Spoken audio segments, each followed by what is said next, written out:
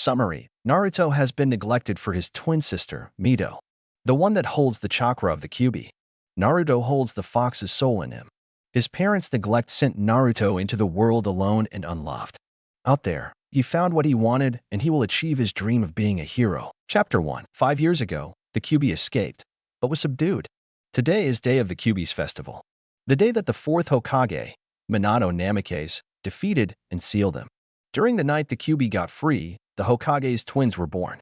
The twins of the Hokage are Naruto Uzumaki Namikaze and Mito Uzumaki Namikaze. Naruto looks more like his mother with the red hair and oddly enough gray/steel eyes, and Mito is born with Minato's blonde hair and eyes. Flashback: where is the masked man? Kushina asked tiredly. Don't worry, I drove him away. We need to focus on resealing the Kyuubi, reassured Minato. I have an idea. We have to seal them into the twins, said Minato. No, they shouldn't bear the fate of being a Jinchuriki. It's full of loneliness and pain. I don't want them to face that kind of pain. Kushina screamed at Minato. We will be there for them. No matter what, we will protect them from all the pain and loneliness. They will grow up strong and happy so we can be proud of, replied Minato. I trust you, answered back after a minute of thought. The only way for my plan to work is by splitting the Kyuubi's chakra into yin and yang. With the soul removed from it, you will be receiving the yin portion so the extraction process doesn't kill you, and the yang will be sealed into Mito because she most likely inherit your ability to suppress the Kyuubi. And the soul would go to Naruto, said Minato. Why? Whispered Kushina. Why? Why does Naruto have to be involved? He doesn't need to bear the burden. I can take the soul myself, screamed Kushina when she heard Naruto will become a Jinchuriki as well, believing only Mito and herself is enough. She wants to spare him the burden of being a Jinchuriki of any form. This is the only way for all of us make it out alive. It's this or I use the Reaper Death Seal. Like I said, they won't be growing up alone. I know this is selfish on my part, but I want all of us to be together. With me alive, I can better protect you and the kids from IWA and the likes of Danzo, replied Minato. Fine, let's do this, Kushina reluctantly replied. Into flashback, Naruto just sit on top of the Hokage mountain, on top of third Hokage's head. Stupid villagers, whispered Naruto. They can't tell the difference between a Bija and a demon. Throughout his life, Naruto was forgotten by his family. They were too busy paying attention and training Mito into controlling Kyuubi chakra. She is the one with the burden. Many villagers noticed that Naruto wasn't given any form of love or affection from them. Hey, the Hokage-sama would never ignore anyone, right? So that must mean he really is the Kyuubi with his power gone. A painful memory that Naruto recalled. The villagers and several shinobis would constantly hunt Naruto down on their fox hunt and leave him on death's door. They refused to give them the mercy of death. Many believe that torturing the boy that imprisoned the soul of the beast would be good punishment for the beast, not knowing or caring that they are hurting the son of the Hokage. However, they didn't see him as the Hokage's son, but saw him as the Kyuubi himself. Occasionally, the Sandaime, third Hokage, would visit Naruto. He is one of the few that would give him the attention that all children need. He is the one of the few that taught Naruto how to read and write when his parents and godparents, Tsunade and Jiraiya, would teach Mito. He would always question them that if Mito needed all those teachers, they would reply with a yes and not care that Naruto is left out of the lessons. Naruto would always call the Sandaime, Gigi, Grandpa, whenever he sees the kind, old, perverted Hokage. When Naruto was 5, he would ask the Sandaime if he was a demon, as the villagers would call him as they chase him with kunai and pitchfork. The Sandaime would tell him that demons are like humans. They live like humans, but due to their power and appearance, they were viewed as evil creature. True demons are those that do great evil deeds. That apply to everyone, not a species. He told Naruto that the Kyuubi and the other Bijus are only mass-concentrated chakra that became sentient. They took on the appearances of demons because they prefer that appearance. Don't worry, kid. I'm still with you. Kurama told Naruto. Flashback. Kill the demon. We have to make sure it doesn't poison the mind of our Hokage. Die, you stupid demon, yelled out by the good people of Konoha during one of their fox hunt. Naruto laid down in a pool of his own blood, waiting for it to all end, only to look up and see he was in a sewer. Come here, said an eerie voice. Naruto followed the voice into a caged room. So you are my jailer, said the Kyuubi. Why you are T the KK Kyuubi? Asked to frighten Naruto, but not being scared from the Kyuubi. It is from the villagers' recent attack. Why? Yes, I am human. Now release me if you want the pain to stop, ordered the Kyuubi. Okay, Naruto replied after he calmed down from the attack. Blink, blink. You do know that this will kill you and set me free to do whatever I want. He said that include killing your mother and sister to get my chakra back. He bluffed. I don't care. A family is people who love you unconditionally, blood-related or not. They can die for all I care. Answered back. Why? The QB asked curiously. There is only pain in my life and very little love. I can't stand it anymore. I just want a family that would be there and protect me. Nothing else mattered to me. You do know that I'm the mightiest bijou to ever walk this earth. I'm full of anger and malice. I could very well destroy the world. Continue to question his odd host. Why? Why what, kid? Why are you full in anger? Anger doesn't appear from nowhere. You can't be born angry. Something had to happen to make you angry. This human is smarter than others already, thought the QB. Betrayal. Did you know that betrayal is the most common way to make anyone angry? Especially humans. I was betrayed once by you filthy humans, answered QB. You are right. Betrayal does make people be angry. But why me? He whispered the last part. I don't feel angry, he said as he started to tear up. I only feel pain and sadness. I know my family betrayed me, but I feel nothing for them. Not jealously. Not anger. Not pity or sadness. Only nothing. Why? Why? Why? Why? Cried out Naruto weeping in front of the QB. This kid, can he be the one that father talked about? The one to bring peace to all of us? The one to accept of no matter the difference, thought the QB. To see a child that hold no malice for the parents that betrayed him is something odd. Kid, I'm sorry. This is all my fault. If I never fell under controlled, then you won't be in so much pain, the QB said in a way to test him. Under controlled? He asked as he paid attention to the fox. So much Iha in a mask put me under a powerful genjutsu after extracting me from your mother. Nothing was of my doing. There was a brief moment that I was trying to get away from the village to protect my freedom, but your father stopped me and sealed me up. The QB answered. It's not your fault then. It's the Uchiha fault and Minato's fault. Naruto said as he refuses don't care. They want to hurt me no matter what. Answered back. He really is the one that father spoke about. The one to understand another, thought the QB. Wipe your nose, kid. Don't shed a tear for any one part of this village. They aren't worried of you. To tell you what, I'll be your friend, said QB with a genuine smile. Really? You want to be my friend, said Naruto while wiping his tears away. My friends call me Kurama. If you ever need help or need someone to talk to you, I'll be there, replied Kurama. Flashback end. From that day, they became friends. Of course, Naruto would only trust his new friend's identity to the Sandaime, Itachi, Mikoto, and the Ichiraku family. Of course, they freaked out when Naruto told them. But Naruto brought them into his mindscape to talk to Kurama. After a few chit-chat, they accepted Kurama's existence and friendship with Naruto. Itachi and the Sandaime became wary of the masked Uchiha because Minato reported that the fox escaped. He never mentioned a masked Uchiha in his report. Thanks, Kurama, but I only want the pain to be gone, said Naruto. I blame the toads. They're the one blabbing about the prophecy that the old man mentioned. You humans don't realize that if you intentionally interfere, you'll only make it worse, said Kurama, believing the fault lies with the toad that caused so much pain for his friend. They thought they were helping. But still, they do hold some responsibility, said Naruto. Besides, Minato and Kushina are at fault too. With my so-called godparents, said Naruto with a little bit of venom, believing them not to be family anymore, due to the neglect. His sister decided not to acknowledge his existence, so he doesn't view her as a sister. Though, she only does that to make sure Naruto is safe, believing that close interaction with Kurama would make her lose control of his chakra. She really cares for her Onii-chan. Cough cough, brother complex cough cough. However, nobody knows that Kurama already have chakra. Naruto's chakra to be exact. One day, a mysterious person saved Naruto from one of his beatings and offered him a choice. To give him another power source. After an experiment, Naruto became capable of wielding prana, or more commonly known as magic. Prana is a rare power source that was forgotten by most of the world. He would use both prana and chakra, but Naruto could only use chakra when Kurama allows it to him because it is being used to refill Kurama's chakra. Other than that, he uses mainly magic now. Then came the problem. Naruto doesn't know any abilities or training method with prana. The mysterious person offered to teach him two magic techniques. One technique of Naruto's choosing and another of that he inherited from the experiment.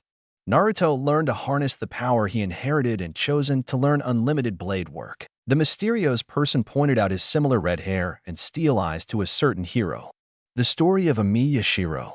Hearing his story, He fell in love with the hero and his ability. Naruto always loved swords and wanted to learn Kenjutsu, but sadly, Kushina refused to teach him. She wanted to teach Mito the art of the sword. Naruto kept his new secret ability from his friend, knowing the danger of any leak could become a problem. Cough cough Danzo. Kurama was also impressed how well Naruto learned magic. He was a natural mage. There's the demon, yelled the group of civilians and shinobi on their usual fox hunt. Run, thought Naruto. Still not wanting to hurt anyone unless he had to. Many miles outside of Konoha, Naruto ran as fast as he could to escape the proud hunters of the fox hunt. He managed to lose the civilians once he got out of the village, but the shinobis were still determined to get rid of this so-called demon. Get back here, you demon. Take your death like a man. The Chunin of Konoha yelled at him. Why is he so fast? I don't see him using chakra at all, yelled a confused Hyuga. It was true. Ever since our mysterious person decided to take pity on our red-headed hero. He wasn't using the now Kurama's chakra because he wanted Kurama to regain his power to feel complete. Naruto would only use chakra in desperate time. He still had prana, but he still believed that he shouldn't kill the shinobis. Well, not yet. The Jonin leading the hunt got tired of the chase and decided to end it. He realized that they were getting close to the border, and they can't let news of a fox hunt escape Konoha. Unfortunately, or fortunately for Naruto, several traveling merchants saw these fox hunts and took pity on Naruto. They didn't know about him having Kurama's soul in him, but in their eyes, Konoha has fallen from grace. Throughout the elemental nation, people began to whisper about Konoha being child beaters. They already lost many escort mission and reputation, but not enough high-paying jobs to make them really be concerned with. Some people only care if Konoha have the skills to complete the mission. Back to the chase, the Jonin threw a fireball jutsu at Naruto. Getting tired of being drop-off at the Shinigami's doorstep, Naruto decided it was time to fight back. I am the bone of my sword, whispered Naruto as he faced the fireball. Row Ajax, yelled Naruto when the 7-flower petal shield appeared and blocked fireball. What the hell is that? Yelled an angry Jonin, not wanting to believe that the demon can do something great. However, Naruto was grazed by a kunai that was thrown by the Hyuga at his side. It only hit his head and knocked him out. Row Ajax disappeared as soon as Naruto fell to the ground. Even with all the training he had, it didn't matter to experience on the battlefield. Well, what do we have here? Konoha shinobi close to my border and trying to kill a child. A voice came out of the forest. Flashback. Yagura, the current Mizukage, along with his bodyguard, Ao, were passing by after a meeting with a minor village for an alliance. Sadly, said alliance failed. Mizukage-sama, there are Konoha shinobi close by, said Ao, when he uses Byakugan to check ahead. What is shinobis from the Konoha doing close to the border of Mizu no Kuni, land of water? Questioned Yagura, believing it to be a scouting party that the Hokage planned to act against Kirigakure. The Mizukage was cautious enough to not cause trouble for others. But this situation is something else. They are trying to kill a boy, a red-headed boy, with whiskers, said a very surprised Ao, not believing that Konoha would do something like this. They were said to be the kindest village out of all, but here they are hunting him down like a dog. The boy seems like he is in trouble. I have never seen any Konoha shinobi do this before, continued Ao. Are you sure this is Konoha and not some other village pretending to be Konoha? Asuka equally confused Yagura. Positive. There is a Hyuga with them, but seemed to focus on the boy to notice us. Well, let's get a closer look. Shall we? Said Yagura, as both men, man and midget, come closer to see what was happening. Row Ajax, Naruto shouted. What was that? Whispered Ao while staring at Row Ajax with awe. I don't know, but what Konoha is doing is cruel. I won't allow this to go on anymore, he said. Also, I want to know about the 7-petal flower he summoned. Looks powerful, Yagura thought. Yagura may be a Kage and paranoid, but he isn't a cruel man. He still values the life of another. The boy is special. I sense that he is capable of using prana, something far other and better than chakra. Also, I sense something else within the boy, said the Sanbai, or more commonly known to Yagura, Isabu, getting Yagura's attention and interest in the boy. Flashback end. Well, I'm waiting, said the now identified voice, Yagura. Who the hell are you, brat? Questioned a Chunin. This is shinobi affair. Go back home and get yourself a glass of milk and plate of cookies, said the Jounin with a smug. An angry tick mark appeared on Yagura's forehead. Back in my days, shinobi would respected their Kage, even if it isn't their own, said a sighing Ao. This would be the perfect time to have Danzo's root come out. But I have Danzo believing that Naruto is worthless and shouldn't be bothered with. What? He is the Mizukage, shouted the Jonin when he recognized Ao's headband. Well, I'm waiting, growled Yagura, still angry about the previous comment. After a pause to get over their surprising with the Mizukage being so short. We're here killing a demon, Mizukage-sama. You don't have to worry. We are saving our village and the world from his kind, said the Jounin, proudly. That means you are here to kill me too then, said Yagura when he heard that demon comment, now realizing Naruto to be a Jinchuriki. Or so he thought. Coral Palm, yelled out Yagura with the intention to kill the Konoha shinobis. Still angry at the insult of his height and to people like himself. The group of Konoha shinobis were in case with Coral and killing them with it. How's the boy? Questioned Yagura. Fine, sir. Seems to be chakra exhaustion and a slight hit to the head, said Ao, believing it to be chakra exhaustion, unaware that is it really prana exhaustion. Naruto used a lot of prana to get away and his body is too young to handle a lot with pacing himself. Could destroy the shinobi's body and grab the Hyuga and the boy. We can always use another Byakugan, ordered Yagura. Ao went over to check on the Hyuga. We can't, sir. It's a branch family member, said Ao. Too bad. It won't really make a difference at the end. The boy seems to be special and worth more. Destroy the bodies, so it can't be lead to us, said Yagura. While Ao started putting paper bomb on the bodies, Katsu, Ao said in order to detonate the paper bomb, leaving no evidence that Naruto or the Mizukage been in the area. Time skipped 3 days in Kiri's hospital. Where am I? Groggily stated by a now awake Naruto. Don't worry, kid. We are safe. My younger sibling Isabu Jinchuriki took us in. I already spoken to them about our situation, said Kurama. Flashback. In the Biju's mindscape. So brother, how has it been? Kurama asked awkwardly, not wanting to admit to his younger sibling that he found a host worthy of him. The proud kitsune would become the laughingstock of the family. The one that says humans are weak and worthless all the time, now accepted a young boy. Cut to the chase, Kurama. Why do you have so little chakra and what is up with your host? Replied Isabu, one long explanation later. So the gaki brat had it rough, huh? Isabu asked. Yup. The kid even amazed me to last that long before I introduced myself. Kurama replied. I will allow the boy to become part of Kiri. Yagura said gladly. Listening to Kurama's story, he felt the need to help his kin, even if he isn't a full Bija. No children should go through that. Thanks, brat. How many times do I have to say it? I'm an adult, Yagura yelled at Kurama. While Isabu's sweat dropped. He really doesn't like it when people talk about his height. You are a brat compared to me, Kurama answered back calmly. While Yagura reluctantly accepted. Very reluctantly. Flashback end. So that would happen, said Naruto. Yeah, he would dash, Kurama said while interrupted. Yagura walked in. How are you doing, Naruto? Said Yagura. I'm fine. Thank you for taking me, Mizukage-sama. Kurama already told me, replied Naruto. It's no problem. Seeing as you have this prana, it could become very powerful. I know I'm doing this for Kiri, but this can also benefit you. There is another Uzumaki living in Kiri that agreed to adopt you. You can have a family that loves you here, blood and not blood related. Yagura stated, I will take the offer to stay.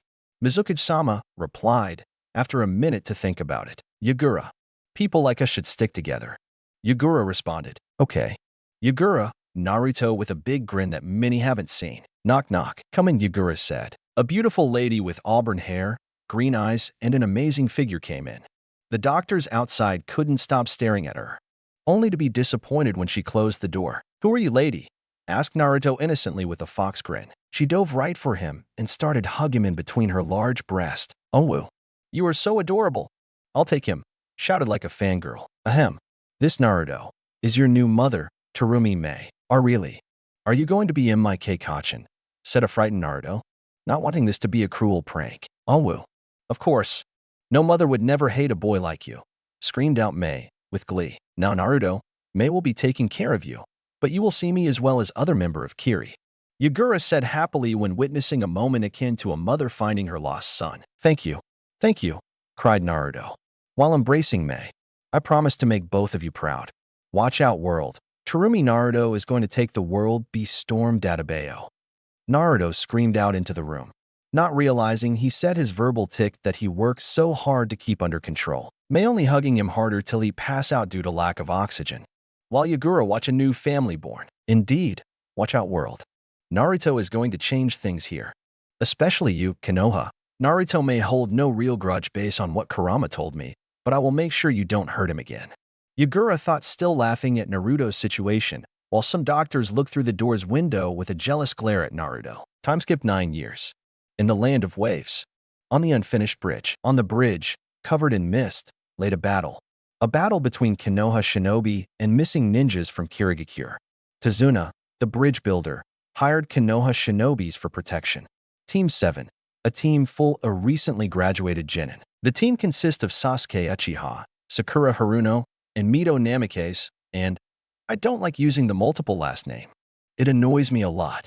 The dad's last name goes to the kid, not the mother's last name. But they are still considered an Uzumaki, with their jounin instructor, Kakashi Itachi. When they ran into the Demon Brothers, they sent word back to Konoha and Minato sent Kushina as backup. Sending an S-rank ninja would be perfect protection for the Konoha's princess. However, they ran into more than they can take. Zabuza Momochi came to kill Tazuna. In A-rank, boarding S-rank ninja came for Tazuna. Kakashi beat him, but Haku Yuki, she came in to rescue him. After resting up, they battled on the bridge, but Zabuza decided to bring in the rest of his crew. Along came Mangetsu Hozuki and his little brother, Suigetsu.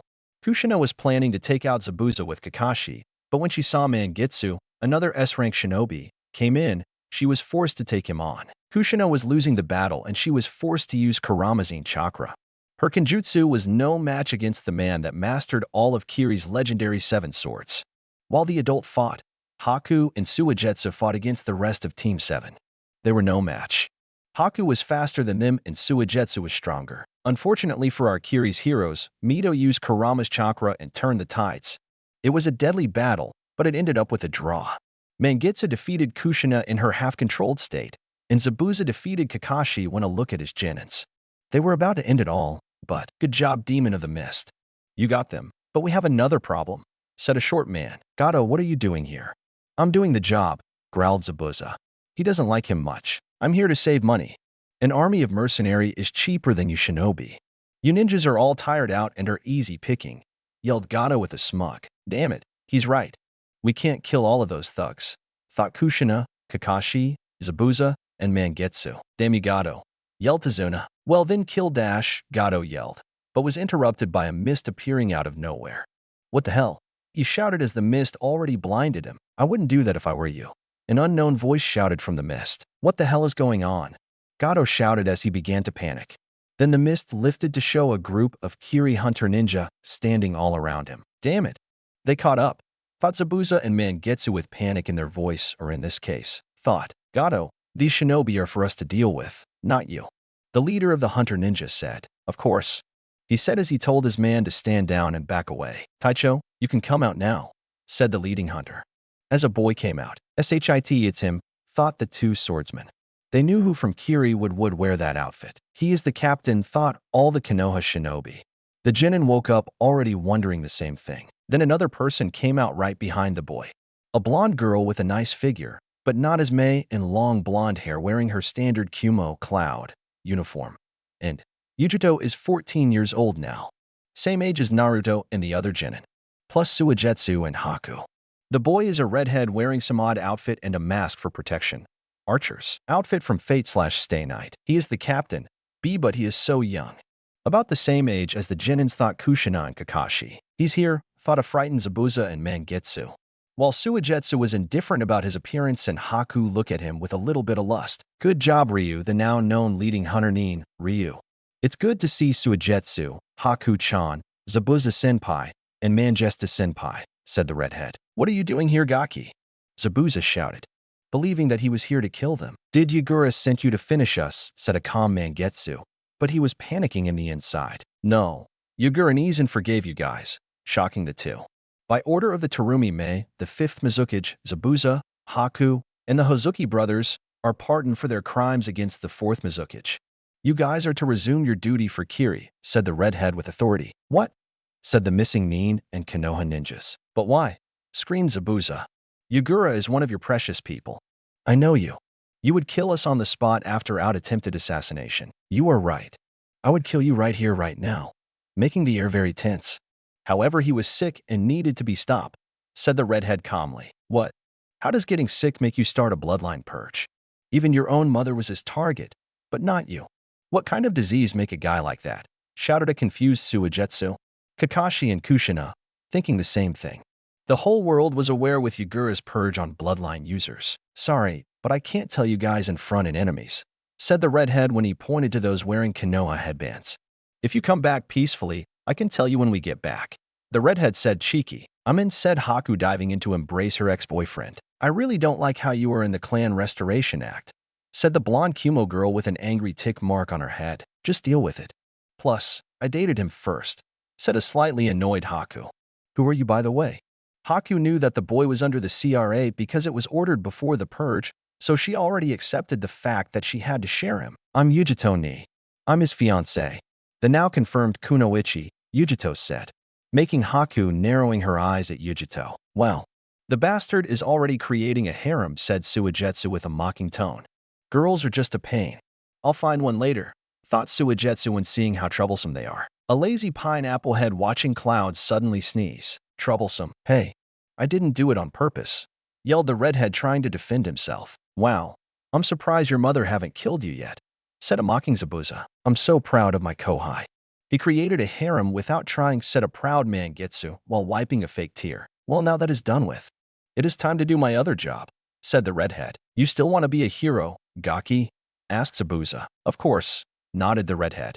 The redhead stepped toward Gato, that was watching the whole scene with his army. Gato, I order you to leave and stop harming innocent people of Nami no Kuni, land of waves, said the hero. Really? Even if you're from Kiri, I can kill you all and get away with it, said a smug Gato. While his army shouting, yeah, so be it then, the hero said while reaching into his shadow and his hand passing into the land of shadow ruled by Scathach, pulling out a red spear, unleashing an unimaginable amount of bloodlust onto the bridge. Leave now or die, ordered the hero, pointing the red spear at him. Gibalk. It's game over if he is pulling that out, thought all Kiri shinobi.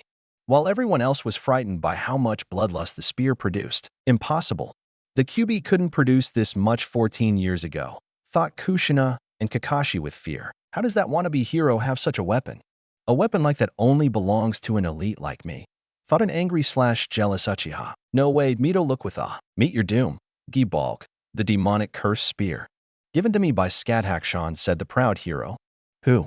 Konoha ninjas thought, believing that they knew everyone and everything in the world. Oh, so it's Scathach-shan now and not Scathach-sensei, said Zabuza in a teasing voice. Another harem member. And a teacher at that. Like I said, I'm so proud of you. Don't worry, I will be at your funeral next month, said a joking man Gitsu, while the brothers laugh at his soon-to-be misfortunate talent at attracting girls. SS, shut up, yelled the embarrassed hero. The girls looking at our hero dangerously. Enough of this. What are you Kiri shinobi going to do? Yelled an annoyed Gato. This is the Taicho doing, not Kiri, Ryu said. The hero getting into a stance that looked like a dog about to attack. And this scene is similar to how Archer blocked Gibalg from Lancer in the show. Last chance, said the hero. There is no way a brat like you can kill an army dash, said a laughing Gato, but was interrupted when the hero dashed to Gato. The hero dashed so fast that it was almost like instant teleportation. Of course, the shinobi could tell that it was pure speed. So fast. Faster than Minato Kun/Sensei Haration. And no markers. His dangerous, thought Kushina and Kakashi with terror in their mind. They thought Minato was the best/fastest shinobi alive, but now he is not after seeing the young hero. The hero then suddenly jumped backward, doing backflips in the air, and froze when charging Gibalg. Gathering a lot of prana and bloodlust, Gato wet himself. Kill them all. Just kill them all, yelled a scared Gato, now running away. The army started to charge, but the hunter ninja were relaxed, enjoying a rare moment that their Taicho use rarely. Naruto wanted to show off to the girls mainly and show to Konoha that he and Kiri is powerful, that spears never miss. It breaks the sound barrier. Hell, I can bet that it is faster than Konoha's Hokage's Haration. Zabuza said to the Konoha shinobi. No way, thought Sakura and Mito. Not good. If Minato-kun is really slower, Konoha is in trouble, thought Kushina. The boy looks familiar. Can it be him? Thought Kakashi hopefully. Damn you, loser. I deserve that power, thought the always angry Sasuke. GEBLG, yelled the hero while throwing it, aiming at Gato's heart. As soon as everyone blink after the flash of red light from Gibalg, they look at Gato. The spear already killed him, and the army in between him and Gato. Blood and limbs scattered on the bridge. Everyone was at a disbelief, no matter how many times I see it. It is always impressive, Taicho, said an impressed Ryu with all Kiri shinobi and Yujito nodding in agreement. It's just as fast, if not faster than the Haration. Also very powerful, thought a fearful Kushina. She is still madly in love with Minato, so she doesn't want anything bad to happen to him. Damn you. I need that power to kill him.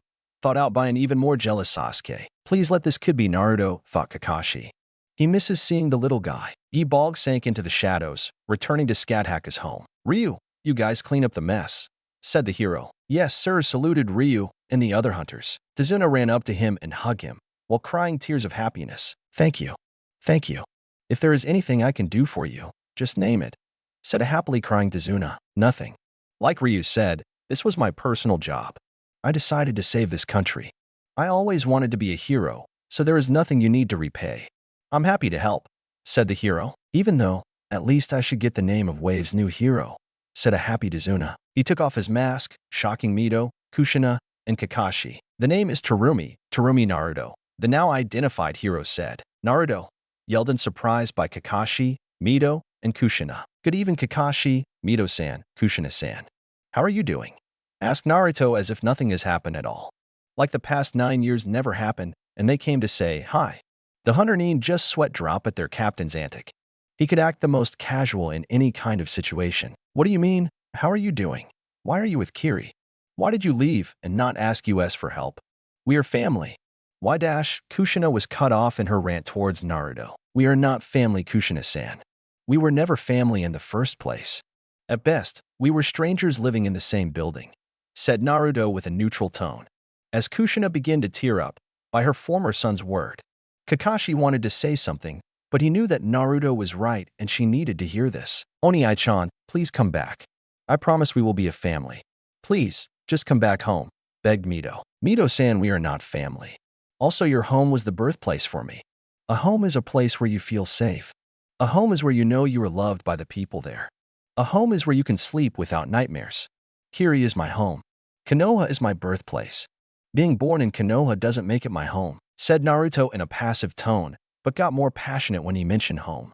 Once again, Kakashi wanted to step in, but Naruto was right, again. After a minute of silence to let it sink in and let the Namake's women decry. Hey Naruto, have you been eating well?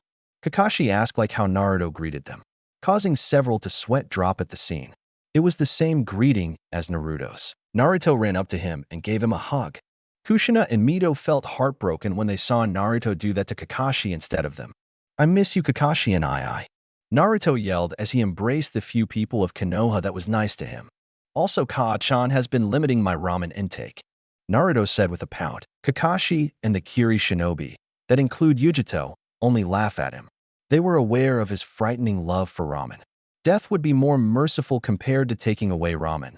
Well, in Naruto's opinion anyway. Sorry Kakashi and I, but I can't hang out longer than I wanted.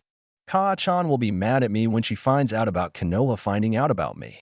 No offense, said Naruto. None taken, said an understanding Kakashi. I might see you in at the Chunin exam though. Also tell everyone that I said hi, said Naruto. I will. I hope that you do show up to the Chunin exam, said Kakashi with an eye smile. Hey kid, thank you for saving our country. I want to set up a trading contract with your village, said Tazuna. Are you sure? Like Ryu said, this is my own business. I have no intention to do anything to get a contract with this country. I just wanted to help, said Naruto. Of course I know that. But if there is people like you and Kiri, that mean I can trust your country to help us when needed. Also, I still want to repay you, said Tazuna in a I will not take no for an answer voice. Well, if Kaa-chan finds out that I refuse something that helps our home, she might take more ramen. No, not my ramen. Fine, let's do it, Naruto thought out loud. The people just laugh at him. 1 week later on the finished bridge, Mito and Kushina have been trying to get Naruto to come back. Kushina even tried to use her chakra chain to kidnap him. Mito didn't inherit those chains, but failed. Naruto used Enkidu, the chains of heaven, to counter hers. She was saddened even more when she saw that. She thought that Naruto inherited her chains, like her hair, but failed to realize that his chains are completely different. Kakashi saw his chains and noticed a different design than Kushina's chain. He would have to ask about that later. Sasuke confronted Naruto about the spear and demanded to give it to him. Naruto thought about bringing in Scadhack and to teach him a lesson about taking what isn't his. Most likely she would kill Sasuke. Kakashi stepped in and sent Sasuke away before things could escalate. The rest of the week, Kakashi talked to Naruto's friend about his life. Naruto was busy helping feed the town and build the bridge. Naruto learned how to cook a while back and thought that the people of Nami could use a good meal. They were very pleased about his cooking. Kakashi was happy to hear that his surrogate little brother is finally living a happy life, even if it was in the so-called bloody mist. He also learned that he was a natural ladies' man from Mangetsu. He is currently engaged to Yujido to form a political alliance between Kiri and Kumo. It started with Naruto on a mission and he saved Yujido. He brought her to Kumo and they hit it off. The Refuge was grateful and started to interact with Kiri. Seeing a potentially powerful ally, he used their relationship to start an alliance. This was after the purge. Nobody complained, except Mei. She didn't want to lose her baby boy. Mito and Kushina only listened to their story and cried their eye about missing so much of Naruto's life. Sakura just yelled at Naruto at every chance about Sasuke supposedly being better. Here is the contract. It states that we will give you 25% in merchandise and mission will be sent your way, while you provide protection and support, as well as other stuff, said Tazuna, while giving Naruto the contract. Thank you, Tazuna.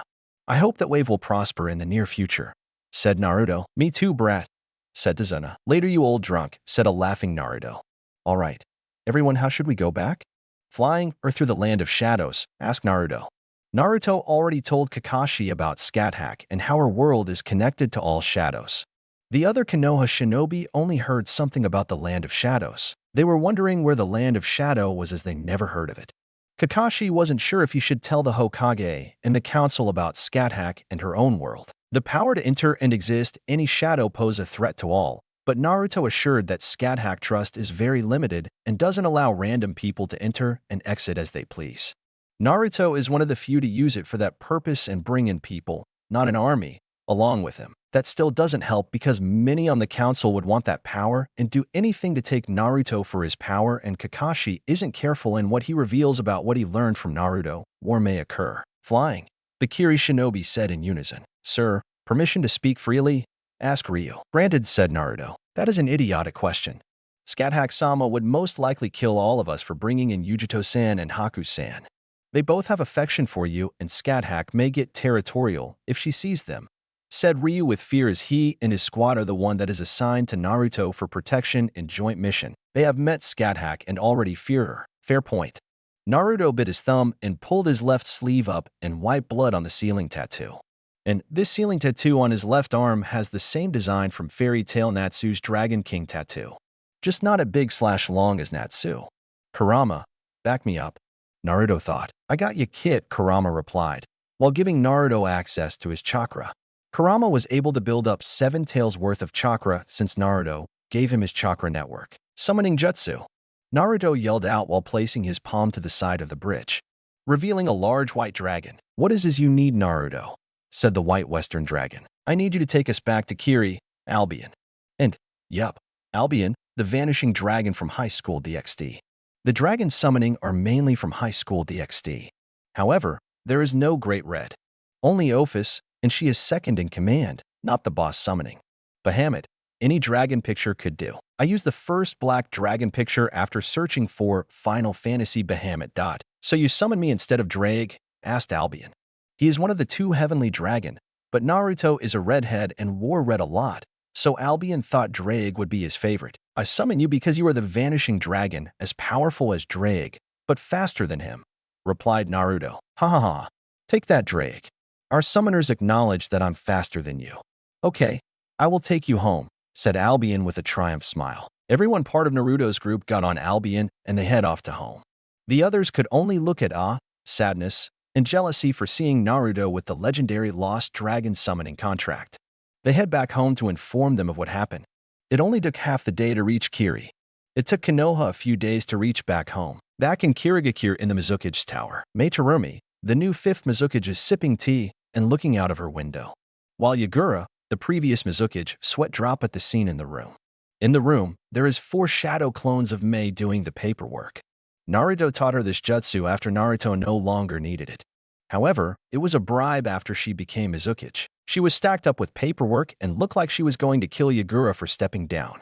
Naruto taught her the shadow clone jutsu if she allows more ramen for him. In a desperate plea to end the nightmare of paperwork, she agreed to her son's demands and never regretted that choice. At the end, it wasn't enough to satisfy Naruto's hunger for ramen, but it was better than before. Naruto, Haku, Mangetsu, Suigetsu, and Zabuza entered the office. Naruto already sent Albion to take Yujito home for her to prepare for the Chunin exam. This year, the exam is hosted by Konoha, but all the 5 great village are participating this year. Ka-chan, I'm back, said a happy Naruto. Welcome back, son. As well as everyone, said a smiling Mei. So Yagura, what happened to you? Zabuza questioned Yagura while looking at him. Yagura told them about an Uchiha being involved. He claimed to be Madara, but once Kurama got into his mind, Kurama disagreed. He would recognize Madara's chakra from anywhere. The Jinjutsu that the Uchiha placed didn't have the same evil feeling that Madara's chakra did, but it was powerful, not as powerful as Madara, but more powerful than the other Uchihas. They were surprised that the Sharingan had the ability to control Bijus. The Sharingan manipulates someone's chakra to cast a powerful Jinjutsu. Bijus being nothing, but chakra controlling them was powerful, but they had strong resistance to many Sharingan. This made everyone worried about the Uchiha out there. Well, onto other things. Naruto, you are retired from Shark duty. Shark is Kiri's ANBU. Naruto is Shark captain, but work with other division in Kiri and resume your Jonin duty. Your Genin squad will be Haku Momochi, Suigetsu Hozuki, and Yuki Nanaka. Your team will represent us in the Chunin exams, said Mei with a smile. That is right, your other fiancé that you fell in love with when you met up with the heroes tribe. Mei said darkly. She didn't like the idea that her son is the center of all alliance that Kiri created. The supernatural world is now known to Kiri and Kumo due to the alliance that Naruto built. They were worried about demons, angel, and devils being a threat, so they form an alliance with each other if they need to fight them. Naruto was introduced to the hero tribe by the mysterious person. This happened when Naruto started his training with Scat Hack at the age of 7. Naruto became great friends with Yuki and her little sister. It went as far as the 2 sisters developed a crush on him, but Naruto was too thick-headed to realize at the time, Basara doesn't exist. The elders of the hero tribe knew that if the mysterious person chosen him, then he will be important in the future, so they set up an alliance with Kiri.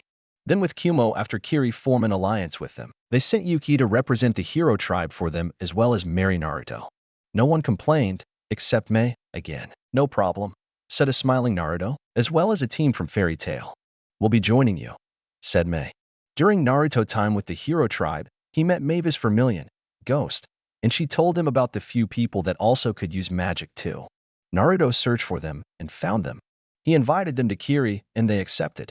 They work more of a guild. They accept any jobs that are posted, including ones assigned from the Mizukage.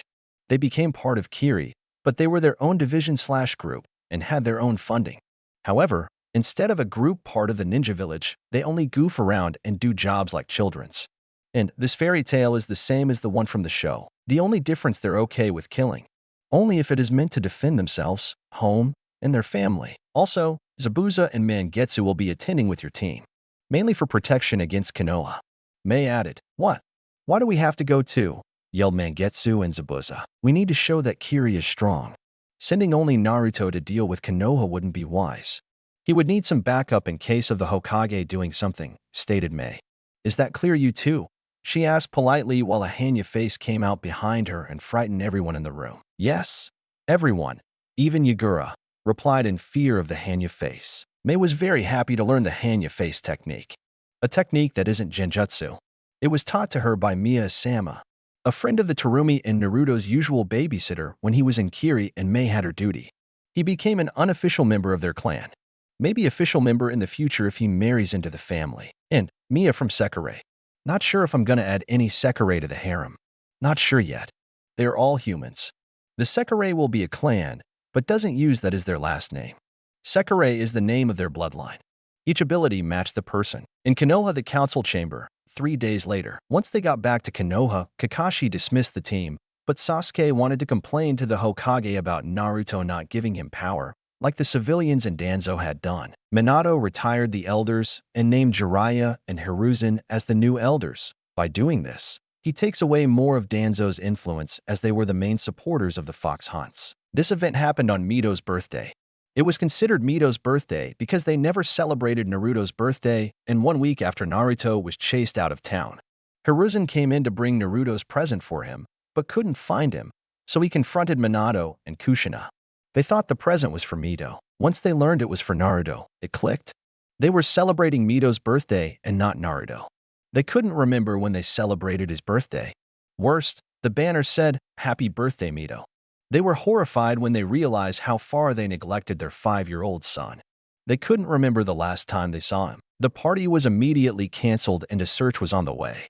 The search failed due to no one actually looking for Naruto. They just went out of the village and got drunk for hearing that the demon brat is missing. Only Kakashi and Itachi was the one looking for him. Kushina broke down crying and ran toward his room. Now realizing that she doesn't know which one was his room, she searched all the rooms for it and finally found it. It was a room with only a desk and bed. Nothing else that suggests that a kid lives there. The other things that was found was drugs and bloody bandages. Kushina wasn't a medic, so she brought in Tsunade into the room. She was horrified to see so many drugs and bloodied bandages in the room. She didn't believe that this was his room. However, she checked the drug and found it to be painkillers. The same painkillers that have been going missing for an entire year. Also, the blood on the bandage was confirmed to be Naruto. Minato was furious to hear that his son has been hurt and require painkillers at a young age.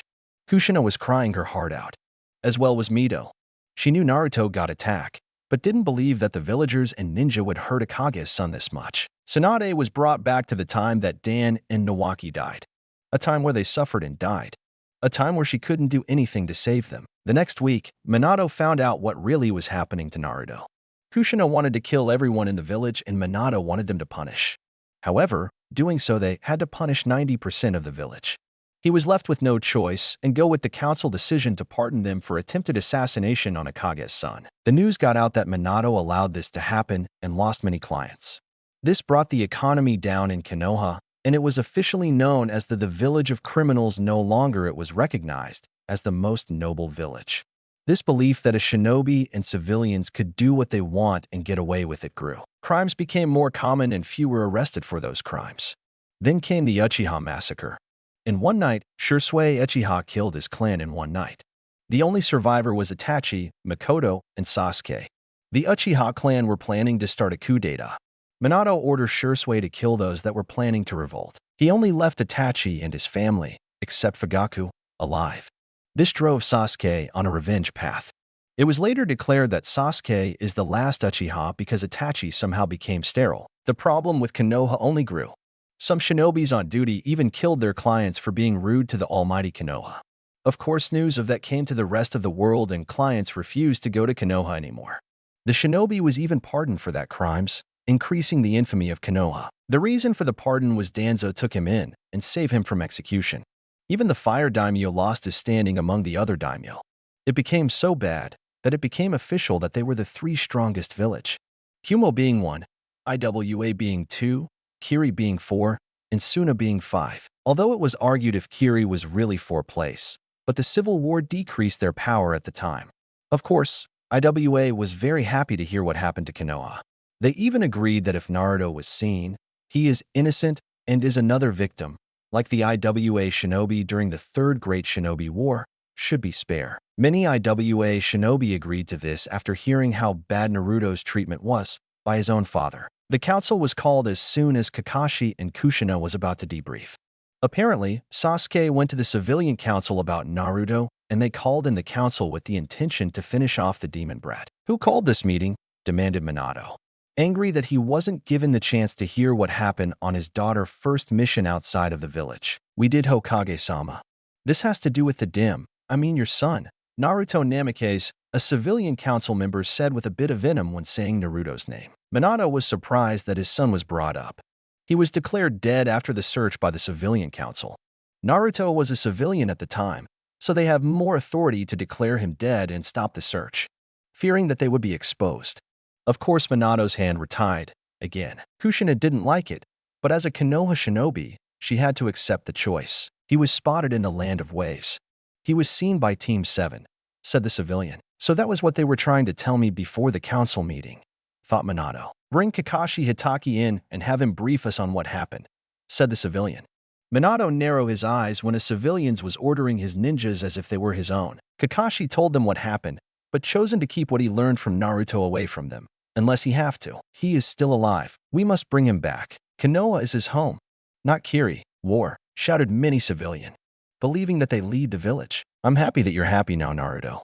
You deserve it, thought a happy Hiruzen and Mikoto. They were the one to care for him. They felt proud that Naruto has become so powerful. I hope we will meet soon. We all miss you, they thought.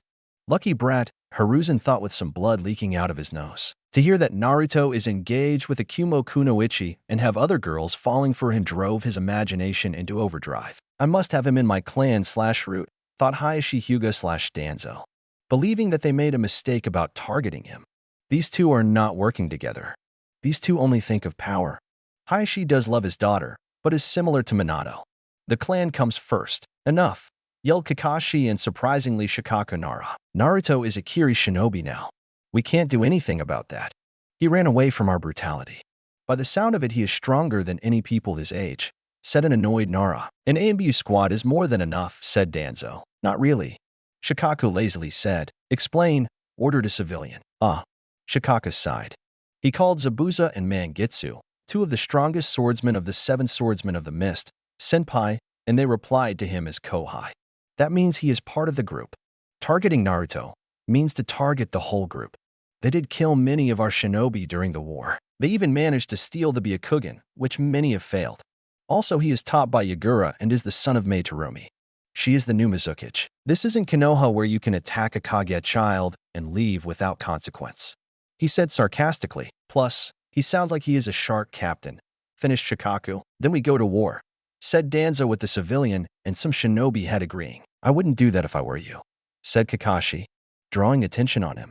Troublesome, he muttered. Hey, that is my line, Kakashi, said Shikaku, making some laugh. I talked to Naruto and his friends.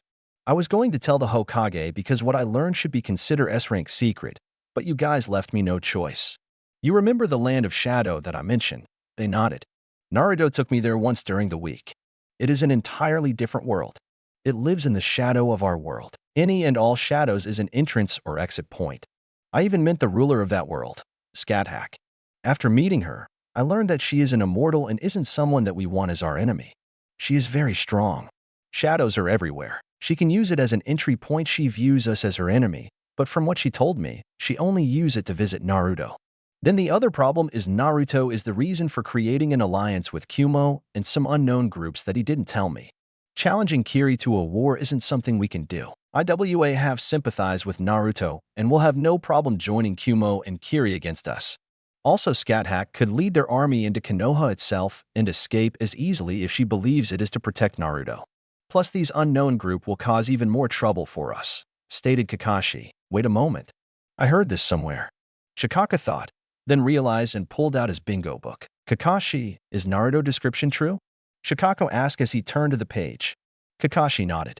Already knowing who Naruto exactly is, read this out loud to everyone. Shikaku ordered to the ENBU commander as he tossed it. Bingo book. Name, Naruto Terumi. Age, 14. Origin, Kirigakure. Appearance, 5 feet 4 inches. He wears a black body armor made from a special material, which consisted of a black tight and sleeveless shirt with silver accents which outlined his muscles and a metal plate on his collar, and black pants that had 2 black straps on his thighs, and another 2 strapped around his shins separate from each other. He wears black metal-plated shoes, which appear to be attached to his trousers. Also wears a red coat. Archer's outfit from Fate/Stay Night. Rank, S. Do not anger. If anger, flee. Jonin, Shark Captain. Alias, the 8th Swordsman. 7 Swordsman of Kiri is officially the 8th Swordsman of Kiri.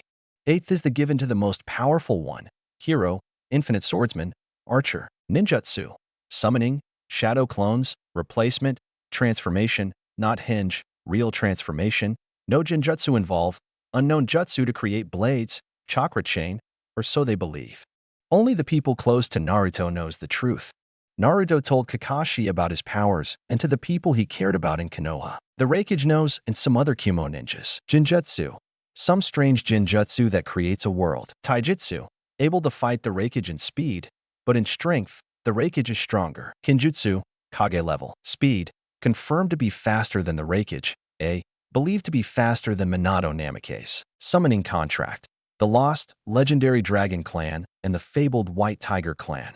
Summoning seals, the dragon on his left and the tigers on his right. Weapon, all of the swordsman blade like Mangetsu, his own sword, a red spear that spill out a lot of bloodlust more than a bijou, and a bow he creates. Background: taken in by Yagura and trained by him and Mei. Mei Terumi adopted him. His past from before the age of 5 is unknown. Spent 2 years in Kiri, then disappeared. Missing for 3 years. Came back during the Bloodline Purge and ended it. Spent 3 years rebuilding Kiri and form alliance with Kumo. Announced that his dream is to be a hero. He will not have any problem as long as you don't harm the innocent. If you face a problem, chances are he will help you for nothing in return. Family: Mei Terumi, mother, fiancé to Yujito Ni of Kumo and unknown others. Under the CRA, he is to take on multiple wives. Believed to be engaged to one or more member to the feared Sekirei clan, as well as believed to be engaged to a member of the famous fairy tale guild that resides in Kiri to ensure loyalty, unsure. Believed to be the one to create the alliance that Kiri has acquired. Warning: Mei Terumi is overprotective with Naruto. She has killed people that have tried to get close to Naruto. There is nothing we can do to get Naruto back without starting a war. This is our fault no matter how you look at it. If Minato never announced that Naruto held the Kyuubi's soul, we wouldn't have this problem. Troublesome, thought Shikaku. So do you still want a war? Challenged Kakashi after the AMBU commander finished reading. As you can see, there is no way we will win. They would send Naruto to fight us. We will be losing a war that guarantees us to lose and our destruction. Shikaka stated. How about an alliance? I offer one of my daughter for a political marriage, said Hayashi, hoping to save Hinata from the caged bird seal and further his clan. Unlikely. Mei must know about us already. Any attempt at a marriage contract could lead to death. She is the Mizukage and have many allies. She will no doubt protect Naruto from this kind of politics. I wish she was my mother, so I don't have to deal with these meetings. Shikaka said with some of his friend laughing. The best we can do is talk to Naruto and the Mizukage during the Chunin exam. We have to be on our best behavior. This is the first time that all Great Shinobi Village will take part of. Any mess up, we will make Konoha worst. Dismiss, said Minato, finally able to talk after hearing everything. He and Kushina were on the verge of tears when they heard that he got rid of both Namikaze and Uzumaki name. The Uzumaki was all about family, so hearing that an Uzumaki can no longer consider themselves one due to family was heartbreaking for Kushina. Everyone left the room, leaving only the Namikaze. What do we do, Minato-kun? I want our son back, cried Kushina, while Minato held her. I'm sorry. There is nothing we can do. We can only dash, Minato said before being cut off. That is what you said last time. You said we will see him again, but now he sees some other woman as his mother. I can't take it anymore. I just want my baby boy. That woman was there for him when I left him. She must have helped him with Naruto's first kill. She saw him happy. That should be me. I just can't take it anymore. Kushina cried and ran back home to Naruto's old room to cry in. 2 months later, Kirigakure, Naruto, Yuki Nanaka, Suigetsu Hozuki, Haku Yuki, Urza Scarlet, Natsu Dragneel, Grateful Buster, Lucy Heartfilia, Zabuza Momochi, and Mangetsu Hozuki stood at Kiri's gate with their team. Good luck, you guys. Make Fairy Tail proud. Show them the power of Kiri Naruto-sama. Many civilian, shinobi, and members of Fairy Tail shouted to the people participating in the Chunin exam. Is it like this all the time? Zabuza asked. I could get used to all the love and praise, said a smiling Mangetsu. Annoying. I missed the time where they would stay away from us, said an annoyed Zabuza. Come on. This is the new Kiri. We take care of our own, Zabuza-senpai, said a waving Naruto. Whatever, said Zabuza. Even though he would never admit it, it felt nice to be viewed in a good light by your people. Summoning jutsu, he said. Albion came out again. Need another ride? Asked Albion. Yeah. This time is for the world to welcome back the Dragon Clan in fear or awe, said a grinning Naruto. Yes. It's time to show that the world that Dragon reigns supreme. Not even the so-called powerful toads can challenge.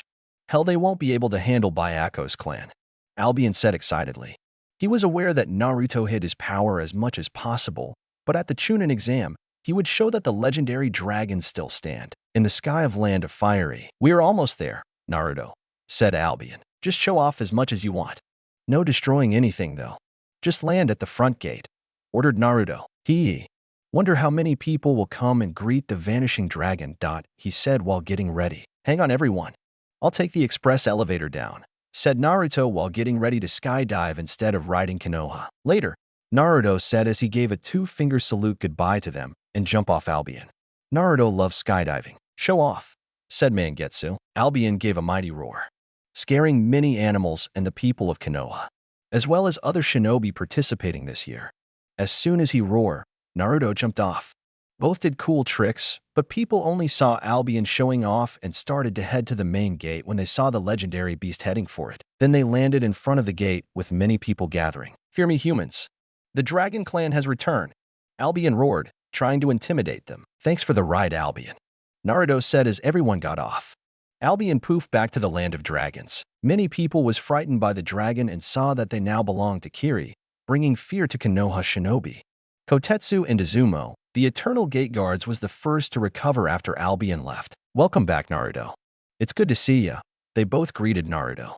They were some of the few that liked the kid and had no problem about him. "Hey Kotetsu and Izumo. It has been a while." "Well, I'm here as a Jonin sensei for Kiri, and I'm bringing in the big guns to the exam," said Naruto with a fox grin. This surprised them, as they were still chunin. They knew that he was a prodigy, but didn't believe he will reach Jonin at the age of 14. They checked their ID and let them through. They also told Naruto that the Hokage wanted to see him alone. However, Naruto argued that he is not part of Konoha, so he shouldn't need to face him, unless the Mizukage or Refuge order him. With that, they went into the village. Many people still glare at Naruto, but they now know that if they cause any problem, they could be killed.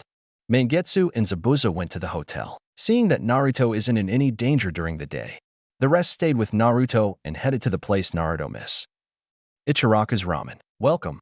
What can I get you?"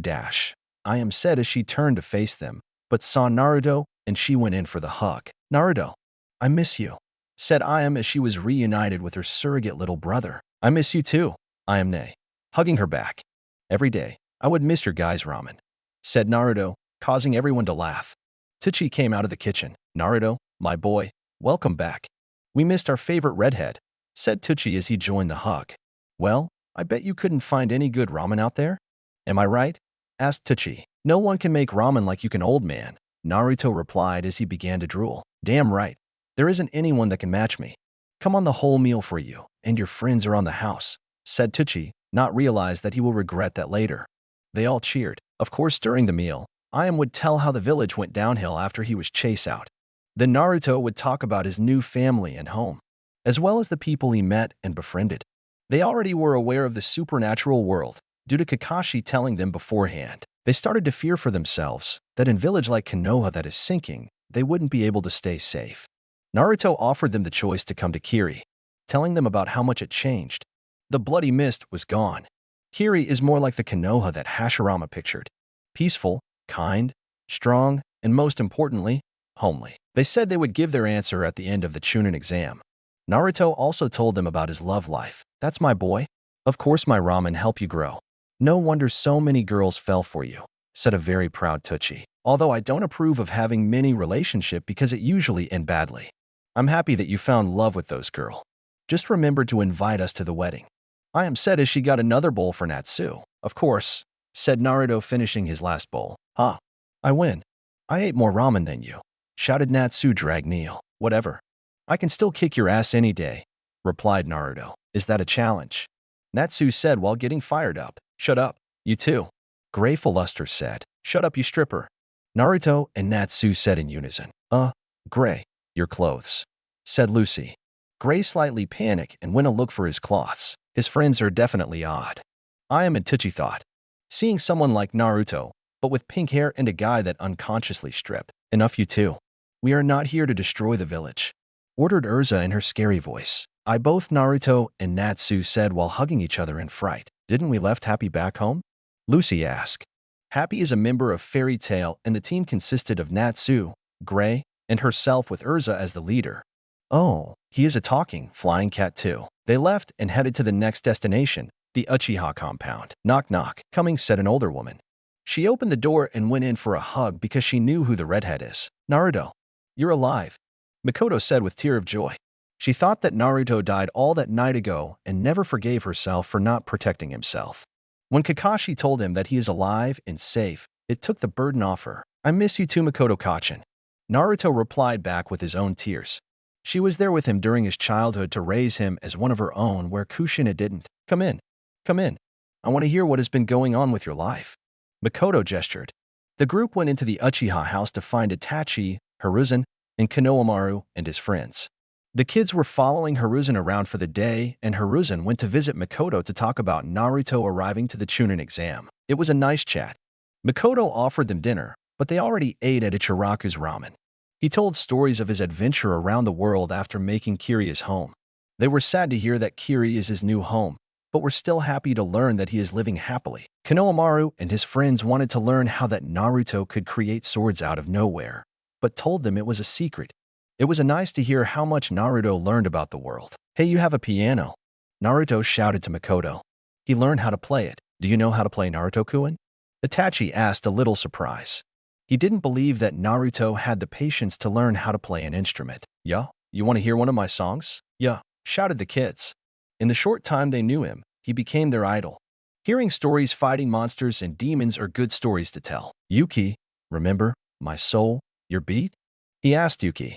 She is usually the singer for Naruto's song. She nodded and got up and walked to Naruto. Everyone applauded for their performances. "That was amazing, Naruto," Makoto said as she went to give him a hug. "That is some talent, my boy," Hiruzen said with a proud smile. "I still can't believe that you learned how to play the piano." Itachi tried to joke. People gave him a blank stare. "Sugoi? That was so cool," shouted Konohamaru. "Is there any other songs you know?" Moegi asked. She liked the song and wanted to hear more. "Thanks, everyone. I do have more song, but it's time for me to leave. If you guys set up a moment for me to play during the Chunin exam, I'm more than happy to play for everyone." With it, he left with his friends to go back to the hotel. Makoto was coming up with a plan to have him play during the finals to show everyone his talent. The Hokage Tower, eh? Damn it. I'm going to see him, Kushina screamed. Her boy that disappeared all those years ago is now back home, and she wanted to see him. Tsunade and Minato were holding her back in the office. "I can't let you, Kushina-chan," Minato said firmly. "I want to see him too, but the situation is very delicate. If we make a wrong move, word can come to Konoha and we will never see him again." Minato understood the danger of seeing Naruto or forcing him back. "I don't care," she tried to struggle free. "Kushina, you need to calm down," Tsunade yelled out to her surrogate daughter. She knew that Naruto's disappearance hurt her, but she needed to be starred about seeing Naruto again. "Kushina, you need to understand that if we force Naruto, you can lose him forever," Jiraiya told her. Kushina finally broke down crying. She wanted to fix her relationship with Naruto, but couldn't. "I just want to have my baby back." The academy building, the exam room. Next day, "Sasuke-kun, you're late," yelled a blonde girl in purple. The pink-hair one, Sakura, started to yell at the one in purple that she revealed to be Ino. She called Ino Pig, and Ino replied with calling her billboard brow. "Dear God, they are green," several of the older Genins whispered. They noticed how these Konoha Genin were new to apply for the Chunin exam. They figured that Konoha was trying to show off. Two boys approached the Konoha group. One was large with a bag of chips, and the other had a lazy look. The lazy one was muttering something about troublesome blonde. "Yahoo, it looks like all the rookies are here," another boy shouted as he and his team joined the ever-growing Konoha group. "You should be a little quieter," a new guy said with glasses approached the group. "You're only rookies, straight out of the academy. You're bringing unwanted attention to yourselves, as you can see," he pointed out. The rookies saw many teams glaring at them. Sakura asked him about the exams and found out that the guy, Kabuto, took the exam 7 times, including this one. Kabuto decided to reveal his info cards, information on almost every shinobi that taken the exams before along with previous exams. He showed them the basic information of the exams, but told them that this is the first in a while that all 5 hidden village are in the exams. It seems that there are 1 team from Suna, 21 from AIM, 15 from Kusa, 72 from Konoha, 1 from Odo, 1 from Kumo, and 1 from Kiri. Sasuke stepped forward to Kabuto. "Then you have information on the skills of most of the genin here?" he asked. "Of course. Anyone in particular?" Kabuto asked with a smirk. "Sabaku no Gara," Sasuke asked. "Also, Terumi." Naruto, Mito struggled to say. It hurt her that her brother left the family for another. "Is Naruto her brother?" Ino asked Hinata. She nodded to confirm her suspicion. "You already know their names. That's no fun." Kabuto took out the card that revealed Gar's information. He is the son of the Kazekage and is the teammate of his elder siblings Kankuro and Temari. He completed 12 C ranks and wow, even 1 B rank. It's also said he completed all the missions without getting a scratch, surprising the rookies and several other teams. Next one is Terumi Naruto. He is a Jonin from Kiri. He is also the adopted son of Terumi Mei, the current Mizukage.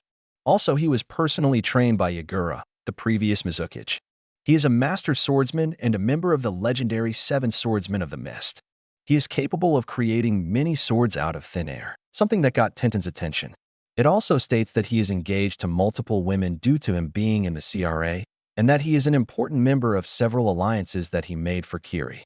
This, of course, surprised many of the Konoha genin and made Mito even more sad to see her brother so far away. The team from Kiri and Kumo only smirk at hearing the knowledge of their friend being spread to the younger generation of Konoha. Jounin lounged. We find Naruto and Urza going to the Jounin lounge to wait for their genins. There they run into Killer Bee. He was sent with his genin by Ai, the Refuge, to show off their strength. Yo little nine, he fist bumped Naruto. I see that red here is looking fine. Only to get a smack from him. I take it that Yujito-chan isn't here? He asked. Nah man. She didn't want to take a team like a fan. She will come during the finals, you fool. Be horribly rap. B-san. I told you before that you should stop talking like that. Urza said. Don't hate the player. Hate the game, he replied. Kakashi walked up to talk to Naruto. Naruto, you did show up for the exams. I expected you to be a genin, but this works too, he said with his usual eye smile.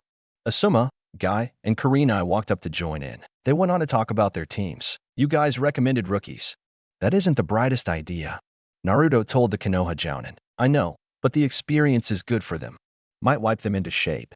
Asuma said. They have potential. I believe in them. Kurenai responded. So what is up with your team, Naruto? Kakashi asked. I already know that Haku and Suigetsu is more than enough to be Chunin. How about the blue-haired one? The blue-haired one is my other fiancée. She is part of another organization that I got an alliance for. I can't tell you which due to politics and secrets, but it started off with friendship that became love. Naruto said while blushing when he mentioned love. That's adorable. Kurenai said when she saw his innocence when talking about love, but still little wary of the multiple fiancé. Lucky brat, muttered a jealous Asuma. Hearing about a kid that is already as strong as himself or stronger than him and have a harem that the girls are mainly okay with. Naruto, you make me proud, said Kakashi with a perverted tone. If they are good as you say, why are they still genin? Kakashi told us that 2 of them gave his team a hard time. Asuma asked, well, she really is a filler for my team. The others were never part of Shinobi Corps, so they needed to start somewhere, said Naruto, trying to feign ignorance. Badly. You are still a bad liar, Naruto. I would have believed you more if you didn't pause, responded Kakashi. Damn it. Still can't hide anything, Naruto said as he was interrupted. You never could, said Urza. Only to have the others laugh. They're here to show that Kiri is strong. After the Civil War, I still can't talk about. Many people thought we were weak. Ka-chan is using the exam to show that we have strength, said Naruto. I thought so. It does make sense. People won't go to a village for high-rank mission request if the people just got out of a war and tired of fighting, said Asuma. The tower in the Forest of Death. During the survival course of the second exam, Kakashi's team had some trouble. Orochimaru attacked them and gave Sasuke the curse mark and sealed Mito's Kurama's chakra away. They barely made it through the exam and arrive on the last day. Naruto's team made it in the first 4 hours of the exam. It was easy for them because they already had similar training before becoming part of Kiri. However, they weren't the first team to arrive. It was Urza's team to arrive first in the first 2 hours. Natsu sniffed out the competition and found the scroll they needed. It was only thanks to Lucy that they went to the tower to get food instead of hunting for more teams to fight. On the final day, all the genins that made it gathered in the arena where Minato was giving a speech. Kushina was there too and only stared at Naruto. He ignored her. Minato gave the usual speech for the exams and Itachi came out. He would be proctoring the matches.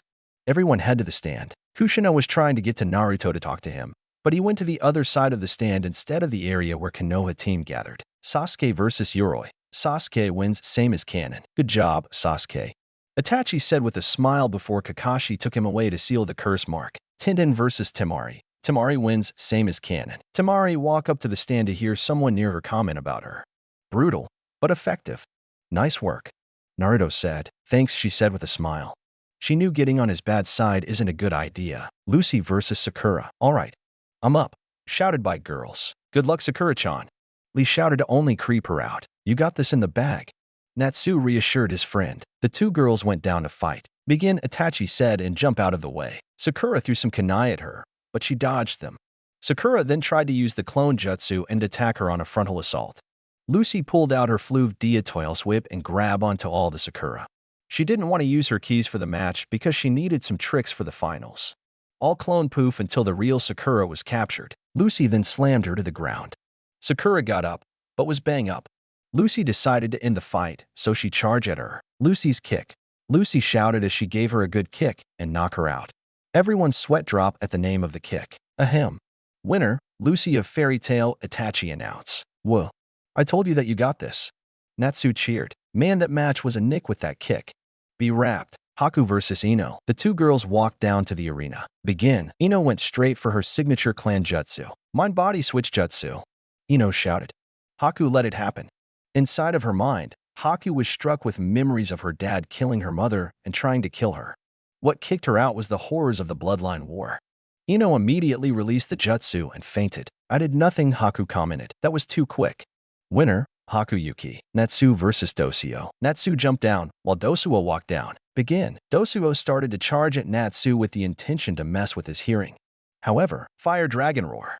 Natsu shouted his spell, immediately burning Dosuo. He didn't expect a jutsu to be that fast. He was saved by Itachi, but he was burned. Huh. New record. Winner, Natsu Dragnail. Yada. Beat that Gray, shouted a happy Natsu. Wait for it, you pyro. Gray shouted back. Shikamaru versus Samui. The two walked down the stage. Begin. Shikamaru went straight for the Shadow Possession jutsu. However, Samui saw this coming and jumped back to get herself some distance. Then she drew her tanto and went through some hand signs. Lightning style. Lightning bolt. She charged lightning into her blade and shot out a lightning bolt at Shikamaru. He was still in the middle of his jutsu and couldn't move. He took on the lightning bolt, but was knocked out. Winner, Samui of Kumo. What the hell? Asuma shouted in surprise. He thought that he would make it through. Looks like your student can't take a hit. Kurenai said with a smirk. Gray versus Saku. Zaka sent several sound waves at Gray, but he countered it with Ice Make. Lance. Immediately taking him out. Winner, Gray full buster. Huh. How fast was that? Gray asked Itachi. About the same as Natsu. He replied stoically. No way. That has to be faster than him. Get over it, Ice Stripper. I won. Natsu shouted at him. Gray went up to the stand to have a small fight with him. Karui versus Omoi. I surrender. I don't feel like getting beat up. Omoi said when his name was called. All right. Winner, Karui. Damn it, Omoi, you were too lazy. Karui shouted at him. So not cool, said Samui. If I fought Karui, then she would beat me up for calling her chest flat. It was then he was hit on the head by the angry redhead. Then he continued his theory. Then I would end up in the hospital where Konoha Shinobi can torture me for information on Killer Bee Sensei and get away with it because they would deny it and say they were healing me. Naruto and his group sweat drop at their friend's imagination. Yuki versus Gaara. Both went down. Gaara let his sand out and Yuki drew Sakuya. Tintin was staring at her beautiful katana after she finally recovered. Armor then suddenly formed all around her that surprised many. Begin. Gaara started off with a wave of sand trying to capture her. She only struck the sand with Sakuya and it went down. It surprised everyone, especially the people from Suna. Gaara tried to bring his stand up again, but he couldn't. What happened? This is the first time that Gaara had problems controlling sand, thought Baki. Yuki smirked at his inability to use his sand again. She cut off the connection between the sand and the shikaku that is controlling it. She then went in on the attack. She took a slash and blood spilled out. What is this? Gaara said as he touched his wound. It's blood. My blood. Gaara screamed. Don't bother to fight. Just give up. That cut completely severed your connection with your sand demon. I have the ability to affect spirits of all kind with my sword, she said as she pointed Sakuya. Minato and Kushina were surprised that there was a weapon that can cut connection with a Jinchuriki and the demon itself. You are too dependent on your demon that you never use your own power. I can end this now, but it's easier for you to surrender. Why? Why won't Mother help me? Why can't I hear her? Gaara was too busy dealing with Mother issues to fight back. Yuki dashed to him and knocked him out with the hilt of her blade. Baki came down and took him away. Winner, Yuki Nanaka. Rock Lee versus Suigetsu. Both jumped down ready for a fight. Begin. Leaf Hurricane. Lee shouted as he kicked Suigetsu, only to find that his attack literally went right through him. What the? Lee was surprised to find his opponent made of water. Oh, didn't you know? We Hozuki have a Kekiai Genkai. It allows us to turn our body into water. By the look of it, you only know Taijutsu. You won't win if you can't hit me, Suigetsu said with a smile. He knew that Lee won't win this fight. Lee went on with a barrage of attacks. At the end it all failed. Suigetsu just sat there drinking water, waiting for him to give up. Lee refused to give up and continued to attack for 15 minutes straight. At the end, Itachi ended the match declaring Suigetsu as the winner. Winner, Suigetsu. Of course, Itachi got many complaints about the fight. Itachi stated that Lee couldn't hit him and Suigetsu punch him once. That was enough, and they couldn't do this all day. Suigetsu went back to the stands with a shit-eating grin. That match was too easy for him. Lee cried and went on about tripling his training. Kin versus Kiba. Begin. Kiba went straight for his family's signature move of man-beast clone and passing fangs. Kin dodged them and threw a Sun-Bon with a nail at him. Kiba continued his endless attack only to fail all the time. It was then he tired himself out and fainted.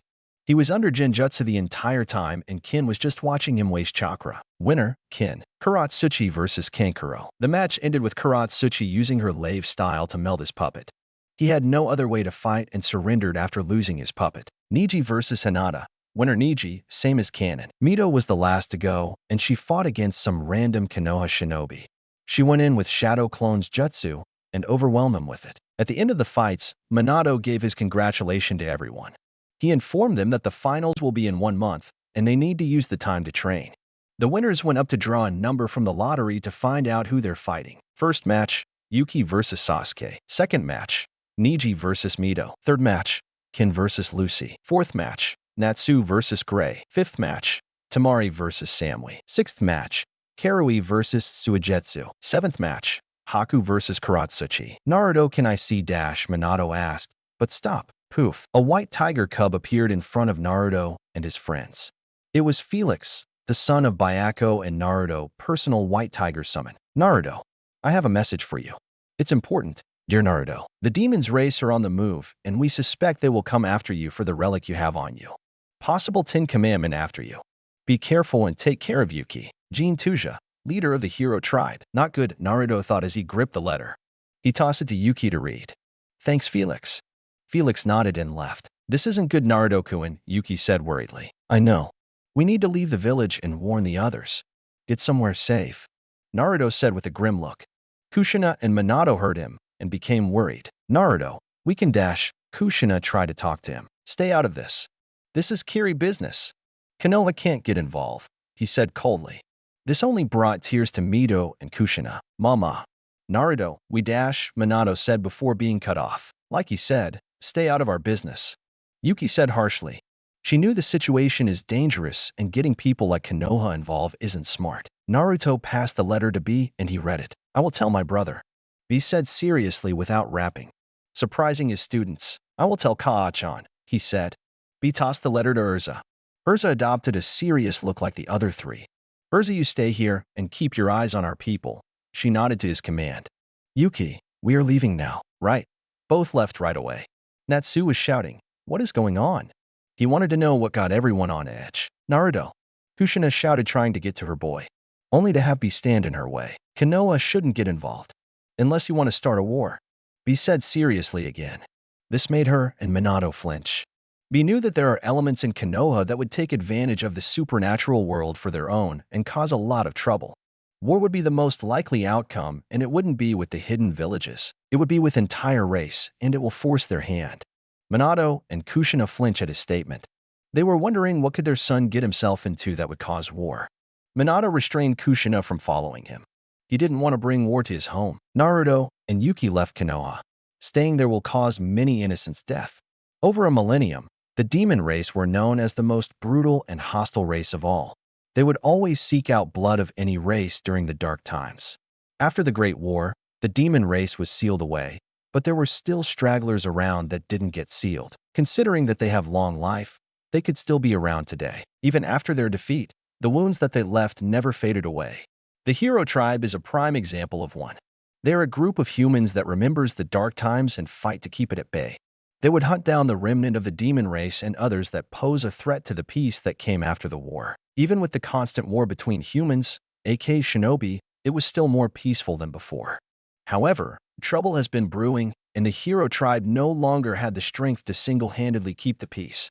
That was the reason that they revealed themselves to Kumo and Kiri. Naruto was close with the leader of each village and Naruto was close with the hero tribe.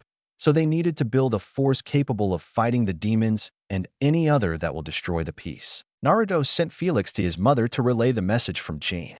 She replied telling Zabuza and Mangitsu to guard Konoha from the demons.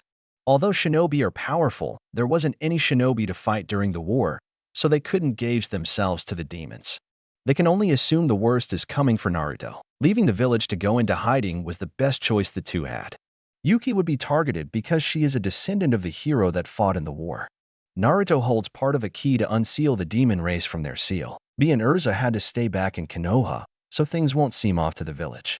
Zabuza and Mangitsu would be covering the training that Naruto should be giving to Haku and Suigetsu. Naruto and Yuki headed to one of the safe houses in Hinokuni, Firebase 2. Firebase 2 is one of the safe houses stationed in the country. It was decided by Ai, Mei, and Jean that they would need secret bases all around the world. Even though the creation of bases in someone else's country would be a sign of war, they risk it. After all, they found several bases in their own country with Na as their symbol. It was obvious that Konoha was doing it, but denied it was their base that was illegally stationed there. All safe houses that was created have the mark of the hero tribe to show it belonged to them. The hero tribe itself is a mystery, so it won't be traced to either village. The supernatural world is still a mystery to the shinobi world. It was important to keep that hidden as much as possible. The group created their own task force to handle the supernatural world. People from Hero Tribe, Kumo, and Kiri would join this group and fight against the enemies belonging to the supernatural world. It should be obvious that Urza, Bee, Naruto, Yuki, Zabuza, and Mangitsu are some of the members of the special task force. They would still be part of their own village, but when the threat occurs, they would have to fight against this threat. The base itself is a cabin near a lake. All bases were designed to look like a regular building.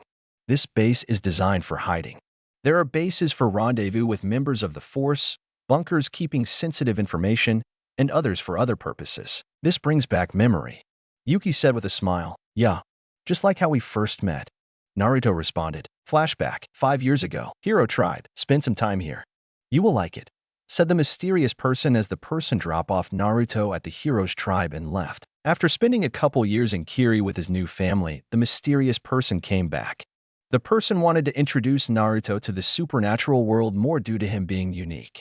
Mei and Yagura was suspicious of the person, but gave in to the demands to take Naruto away. It was a way to get stronger and help their village get a better understanding of the threat of the supernatural world. Naruto is capable of using prana and no one in the shinobi world knew how to help him get stronger with it. This was a risky choice, but it paid off. Naruto was escorted to the elders to see Naruto. They allowed him to stay and spend some time with them. For the meantime, Jean Tuja was in charge of him. Jean was one of the strongest hero they had, and keeping the boy that is connected to the mysterious person was very important. Jean just saw it as another babysitting job, so he decided to let Naruto explore the forest that many children play in. As Naruto walked through the forest, he heard a voice. "Help! Wolf!" A shout of a young girl. Naruto ran to the source of the cry for help. Naruto sees a wolf attacking a light blue-haired girl. Naruto traced a standard katana and killed the wolf. Then the girl just tackled him for a hug. "Thank you. I was so scared. I thought that wolf was going to get me." The girl cried into Naruto's chest. After giving her a few minutes to let her cry all she wants. "It's no problem. I'm just happy that you aren't hurt," Naruto said with a grin, causing the girl to blush. "By the way, I'm Naruto Terumi. I am new here. I'm Yuki Nanaka." "What do you mean you're new here? Outsiders aren't allowed into the hero tribe home," she said as she began to look at him cautiously. "Oh, I was brought in here by a friend. The elders put Tuja-san in charge of me while I stay here. My friend said this would be a chance to do some normal stuff like a kid would do. I have been training a lot lately and haven't been given much of childhood," he said with a sad smile. Yuki saw this and decided to give him a good time. "Okay then. Well, come on, let's play," she said as they ran around the forest playing until nightfall. This continued on for a while during Naruto's stay. He asked Jean for permission to have a sleepover at Nanaka's residence. He of course just smiled and walked away. Naruto took that for a yes. "Ka-san, Tu-san. I'm home," she announced from the doorway. "Welcome home," said Mrs. Nanaka. She then noticed the redhead behind her. "Oh, who is this?" "This is Naruto. He is my new friend." Bring a smile to her mother. She knew that she wasn't an outgoing girl, so she didn't had any friends. "Is it all right for him to stay?" Tuja-san said it was okay for him. This surprised her mother. The mention of Jean wasn't something you do unless you're idolizing him. Of course it's okay, Mrs. Nanaka said with a smile. I will bake some sweets for you too. She went to the kitchen to bake a batch of cookies. Naruto and Yuki spent their time in the living room. She was too embarrassed to let Naruto into her room. As they played a board game, Naruto heard an eep. He turned to the doorway and saw a little girl. Hey there, Naruto said as he waved to her. I'm Naruto Terumi. Who are you? What are you doing here? Why are you spending so much time with Ne-chan? The little girl demanded, not liking how she was losing Yuki to him. Well, aren't you the protective type? Naruto said as he rubbed her hand to make her more mad. I'm just here to spend time with my friend. I don't care. You are taking away my Ne-chan, she said as she ran away. Who is she? Naruto asked. She is my younger sister, Kurumi. She always had problem getting along with strangers. I hope she didn't hurt your feeling, Yuki said with a sigh. Of course not. I just hope she will open up to others instead of her family. I'm gonna help her, Naruto said with determination. Good luck. You will need it, Yuki said with a giggle. For the next 2 weeks, Kurumi had put on the tough girl act for Naruto. She rejected the cookies he made for her and any attempt of a proper conversation. Then one day, Kurumi was left in the care of Yuki. She took her to go and play with Naruto. Hey Kurumi, Naruto said as he ran up to give her a hug. Hey, get off me, pervert, she yelled at him to make him let go. Fine, Naruto said, looking disappointed. So what do you guys want to play today? How about hide and seek? Yuki asked, getting a nod from the two. Great idea. You two hide and I will look for you in 5 minutes, Naruto said, getting a nod from the two. 5 minutes later, Naruto looked around the forest for the two and couldn't find any of them. Then, oh ch screamed a voice that sounded like Kurumi. Shit kid.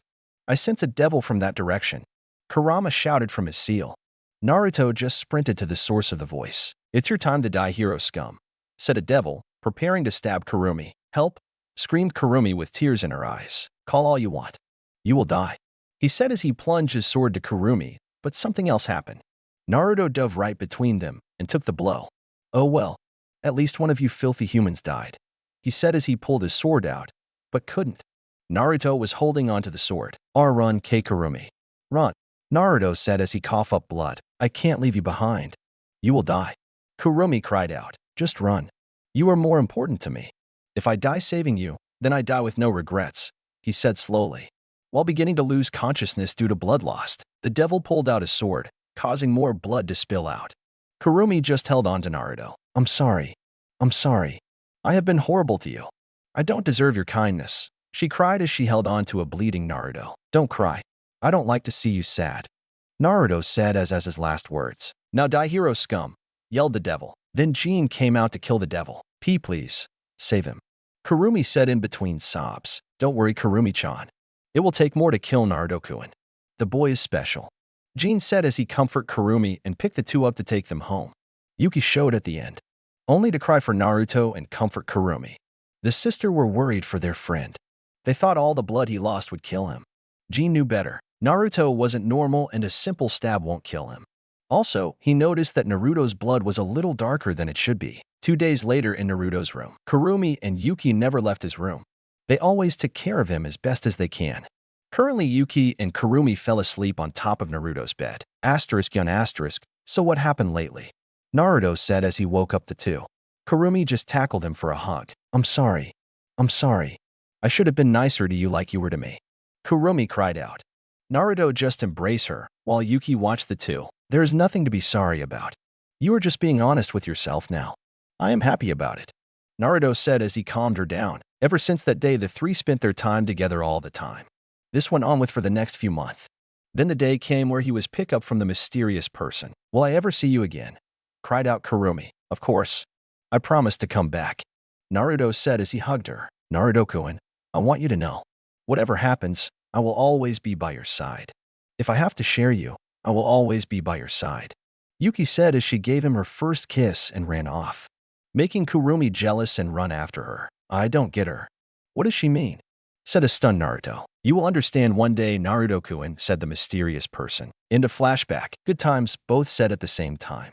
Their meeting was a life changer to the girls. There still remains the problem, Yuki said seriously. Yeah. Naruto gripped to his heart. They will be coming after it. If Jean is right, then we won't survive. That's why I'm here, someone said suddenly from the corner of the room. Both jump up from being frightened by the mysterious voice. They didn't sense anyone in the cabin. The person came out of the shadow to reveal themselves. Merlin, the boar sin of gluttony. Naruto scoffed. Been a long time. The two started to relax once they saw who it was. You have came a long way since the day I saved you and gave you the power of magic, she said with a smile. Recalling the good times she had spending time with him. It's good to see you, Merlin-sama, Yuki said with a bow. Merlin is one of the strongest and oldest humans to be alive.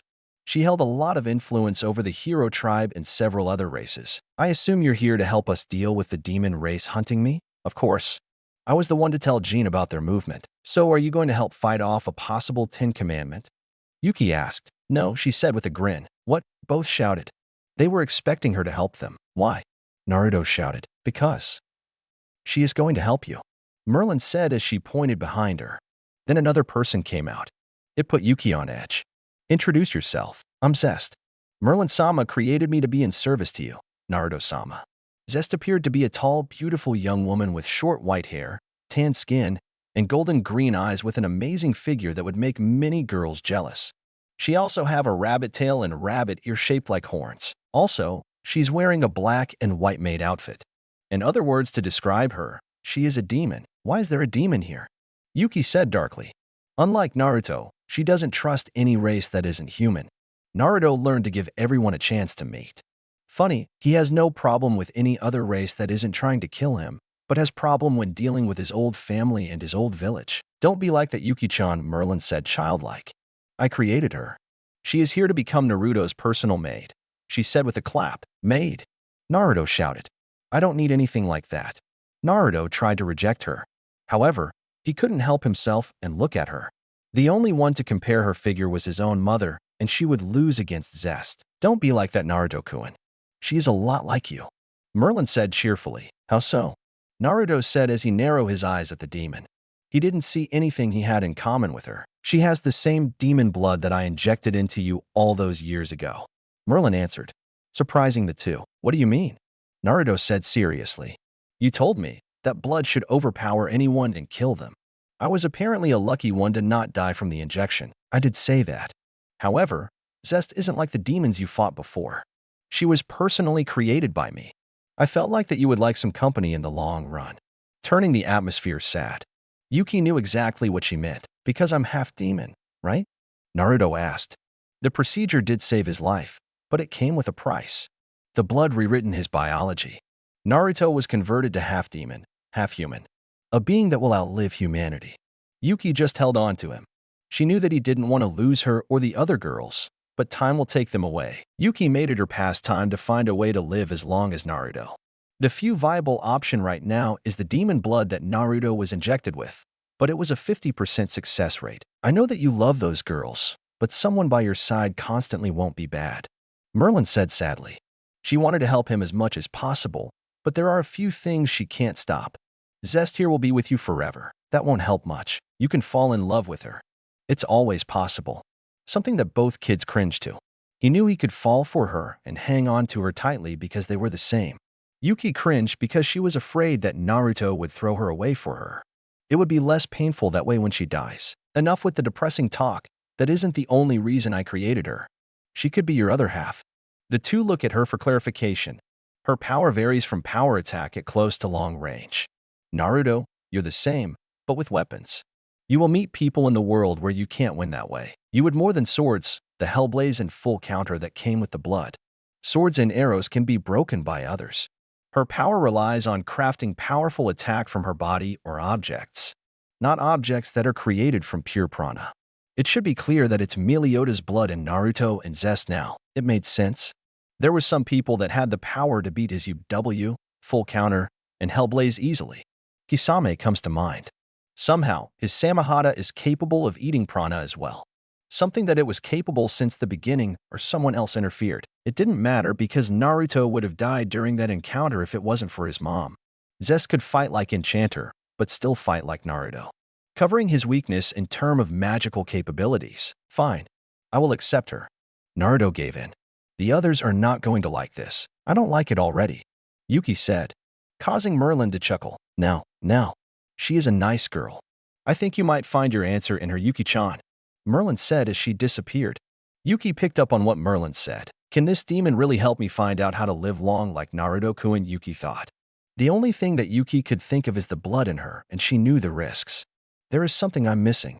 There was a reason that the demon blood accepted Naruto. Something that no one knew, but Merlin. A girl could have fun with other people's lives. Time skip. 3 weeks. The two spent their time at the hideout. With their new addition, it was weird for Naruto to have his own personal maid. She was always prioritizing Naruto first. She always obeyed his commands. Naruto did his best to get her to live a life like any other. It was a very slow process, but Naruto finally did it. Zest made a request. She asked for a moment to talk alone. Flashback. Naruto-sama, why are you treating me with respect? Zest asked, is it wrong? No, but I'm your maid. I was created to serve you. Zest said, so, you are a living being that deserved to live. You may have been created to serve me, but you can still live a life that you want. I don't understand. Just do what you want. Tell me, what is it that you want right now? Naruto said with determination in his eyes.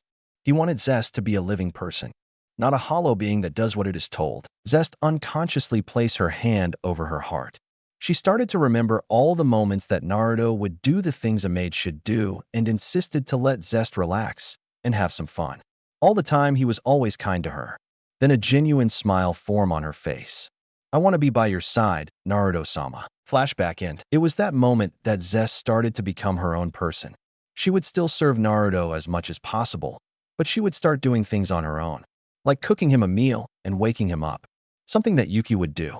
Yuki didn't like Zest's arrival. Kaa-chan is going to kill me, Naruto said out loud as they walked through the gate of Konoha. Having Zest around may be too much for Mei to handle. Another girl, and that girl with a body that surpassed her, isn't going to be fun to explain. I'm sure she will forget about it. Zest isn't all that bad, Yuki said. Flashback. Yuki took Zest out of the cabin and away. After 2 weeks together, she wanted to confront her. Zest, I don't like you, Yuki said coldly. Why? She asked. You are spending too much time with Naruto, but I'm his maid. I know that. It feels like you're taking him away from me, she said with a tear. I don't understand. Is there something wrong with me serving him? Yuki took a moment to think about it. All she is doing is making Naruto's life better. What made her angry was that Naruto was spending more time with her. It's just that Naruto-sama is accepting me for me. Can I ask you a question? Yuki said nothing. Do you accept me? Of course I accept you. Do you accept me as a demon? For what I am. She said nothing. She couldn't accept her because she was raised to fight demons. Even if Naruto was part demon, she could accept him because of how it happened. Then it dawned on her. Merlin's word echoed through her head. I think you can find your answer in her. Naruto-sama sees me as who I am, but does his best to give me the chance of living a life. For that, I will always be grateful. Do you see me for who I am or what I am? Zest asked. Zest may have been born recently, but she is quite smart and filled with knowledge of the world. She has knowledge of how humans are prejudiced against one another and against non-humans. Yuki was no exception. Is it that? I can't accept her because she is a demon. She remembered that she was on her guard as soon as Zest was introduced. Even with Merlin's word, she didn't trust her. Naruto accepted her right away. He didn't care if she was a demon. That was the difference. Naruto accepts others based on who they are. Yuki judge others based on what they are. Zest, Yuki said as a shadow is cast over her eyes. I'm sorry. I have been seeing you as a demon this entire time. You have done nothing wrong and I'm treating you like you have. Naruto does have other girls that do what you're doing, but I said nothing because they were human. This is the first time I have to deal with another race. I should have seen you as the person that Naruto see you as. For that I'm sorry, she said with a bow. Zest walked up to her and gave her a hug. Thank you, Zest said with a smile. From there on, Yuki started to accept her. They became friends and Yuki would help her out with the chores that she does. Yuki came up with the theory that Naruto's acceptance of others is the reason that the demon blood accepted him. He didn't reject it like others would and the blood would have killed him. Maybe she needed to learn how to accept others based on who and not what. Maybe then, the blood of a demon that is in Naruto would accept her and she would be like him and live with him. Into flashback, the group show up to the village and notice the increased number of people from all around the world. They were here for the Chunin exam final. Along the way, many guys were looking at Zest. Zest was wearing her usual maid uniform, but the difference is that her demonic features were hidden. Her tail was gone and ears were replaced by her white hair. Her skin color suggested that she was from Kumo. Many people didn't like anyone from Kumo due to the Hyuga incident a while back. Even if Zest looked like she was from Kumo, they didn't care. They were busy staring at her impressive figure. Only Tsunade had a chance to compete with her. Naruto, Yuki, and Zest were heading to the hotel that their friends were staying at. They needed to introduce their new friend. So who is your friend? Mangitsu said with a bit of a flirtatious tone. This is Zest, my personal maid. Naruto said with a blush. Everyone from Kiri, Fairy Tail, and Kumo were in the same room. Everyone was staring at him with some questionable look. Haku didn't look happy, and the guys looked jealous. Also, she is a demon. Everyone was silent till Zest showed her ears and tail, surprising everyone. Before you freak out, she was created to help me, in both servitude and combat. Naruto said with his arm up. After some question, they accept her. Some had trouble accepting her, but at the end it went well. Do we miss anything? Naruto asked. Nothing much. We told your friends that something important came up. Besides that, the Hokage is watching us closely. Zabuza said. So nothing then? Naruto asked. Yup, Suigetsu said. Knock knock. Zest went over to answer the door. Hello, maid-san. Is Naruto-kun here? Naruto-sama. Zest called from the door. Naruto went to check who it was that wanted to see him. Itachi. Hey, need anything from me? Naruto asked as he spotted his friend. I came here with a request. I wish to battle you. Itachi said seriously. Why? Naruto asked. The Hokage and his wife has been bothering myself and others to convince you to come join the village. I refused many times, but they're persistent. They believe that you're incapable of protecting yourself. Even with the proof, they refuse to see it and believe that you need to stay to be protected. He said while letting it sink. That's bullshit. Gray shouted. Naruto could kick our asses any day of the week. Natsu said, trying to defend his friend. Why won't they accept that Naruto-kun won't be part of their family anymore? Yuki said out loud. That is why I propose this battle. It will not only show your skills, but force them to face reality. There is also one more thing. This got everyone's attention. I want you to meet your new sister. Surprising everyone. She was born 1 year after you left. I know that you won't accept the Namikaze, but she does deserve to meet you. All eyes were shifted to Naruto. He was going to face Itachi to stop the Namikaze's interference in his life, but the question is the apparent new sister. Should he meet her or not? Next day, stadium. News spread fast. A fight between two prodigy of different village is a must-see battle. Everyone was gathering at the stadium to watch the fight. There were some people from Kiri and Kumo that arrived early to the village. To see Naruto fight like this was something they couldn't miss. They heard the stories and wanted to see him in action. Asterisk whistle asterisk, this is a big turnout. Naruto said from the center of the stage. I expected a crowd, but I didn't expect it to be this big. Itachi said stoically. I hope you're ready. Don't forget that side bet we made. Naruto said with a grin. They made a bet about treating the winner and his friends to a meal. Natsu was all for it. Free food isn't bad. Kakashi appeared with a gust of leaves. It was agreed that he would be the referee of this match. I hope you two are ready. Naruto, I place a large bet on you. Don't lose. Causing Naruto to chuckle. I won't lose. Trace-on, Naruto said with a confident grin.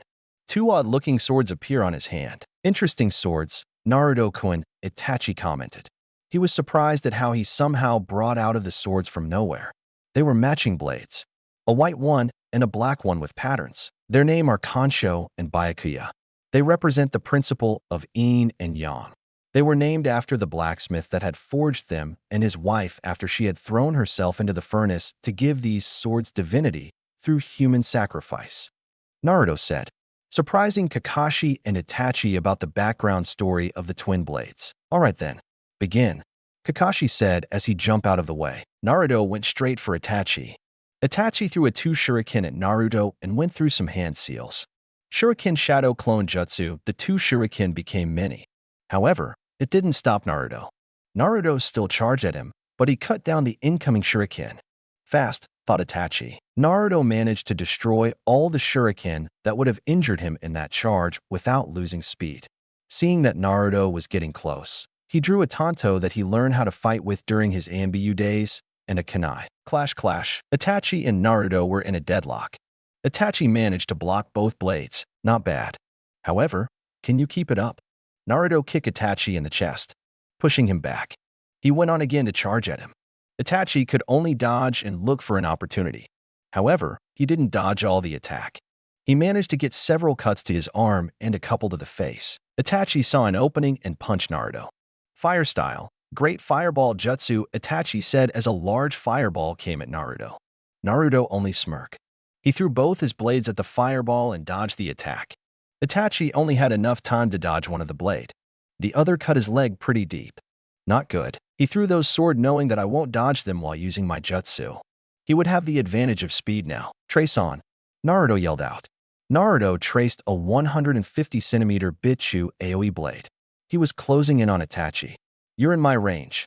Naruto swung his blade. It surprised everyone that had a good eye. One slash from the right appeared. A second slash from overhead. A third slash from the left. 3 slashes appeared in an instant. Naruto's blade hit Itachi's head, neck, and chest. Many people were horrified to see Itachi go down like that. Many wanted to know how he managed to create 3 simultaneous slash. However, Itachi managed to replace himself with a crow clone and save himself. The clone became a flock of crow after taking the blow. It's like my dance of the crescent moon, but far superior. I can only create 3 slash like that with shadow clones. Hey, Gecko thought. Several other people like the Hokage, Kushina, Kakashi, and the other Jounin had similar thought. Was that a space-time jutsu? Thought Minato. He knew the only way for that attack to be possible is by using a space-time jutsu. Itachi appeared from a distance. That was an interesting technique. You created 3 slashes in an instant. Thanks, but that isn't my only trick. I'm sure you have your own. I do, but revealing it to the public isn't wise, he said while thinking about one of the Uchiha's most powerful technique. Fine, I can fix that. I always wanted to face you at your best. Naruto said as he raised his left arm and used his other to support it. I am the bone of my sword. Steel is my body and fire is my blood. I have created over 1,000 blades, unaware of loss, nor aware of gain, withstood pain to create weapons, waiting for one's arrival. I have no regrets. This is the only path. My whole life was unlimited blade works, Naruto chanted. A ring of fire came out below their feet and engulfed the 2 fighters, only leaving a large massive fire dome. Everyone in the stand tried to find out what happened. Sensor couldn't sense Itachi or Naruto anymore. Hyugas couldn't see through it. What happened? Many thought. Several smirks from the people of Kiri and Kumo appeared. Inside unlimited blade work, Itachi opened his eyes to see what happened. He was shocked. Itachi saw a barren golden field with unimaginable amount of swords of all kinds sticking out of the ground, many giving off powerful aura. He then looked up to see many gears in the sky. However, there was one thing that stuck out. It was the Kyuubi. He was sleeping on the clouds. Welcome. This is unlimited blade work. Naruto shouted as he gestured to all around him. What exactly is it? Itachi said, still in shock, causing to smirk. You can say it's a manifestation of my very soul, considering that the Kyuubi and I are connected, he said while pointing to the sleeping kitsune. This is my very soul that became its own world. Nothing can get in without my permission. You can saw that I'm God here. Naruto said as he summoned many blades behind him ready to face him. Show me your power. Naruto sent the swords at them. Susanoo. Itachi whispered and a full humanoid chakra being appeared around him, with armor and weapons. Interesting.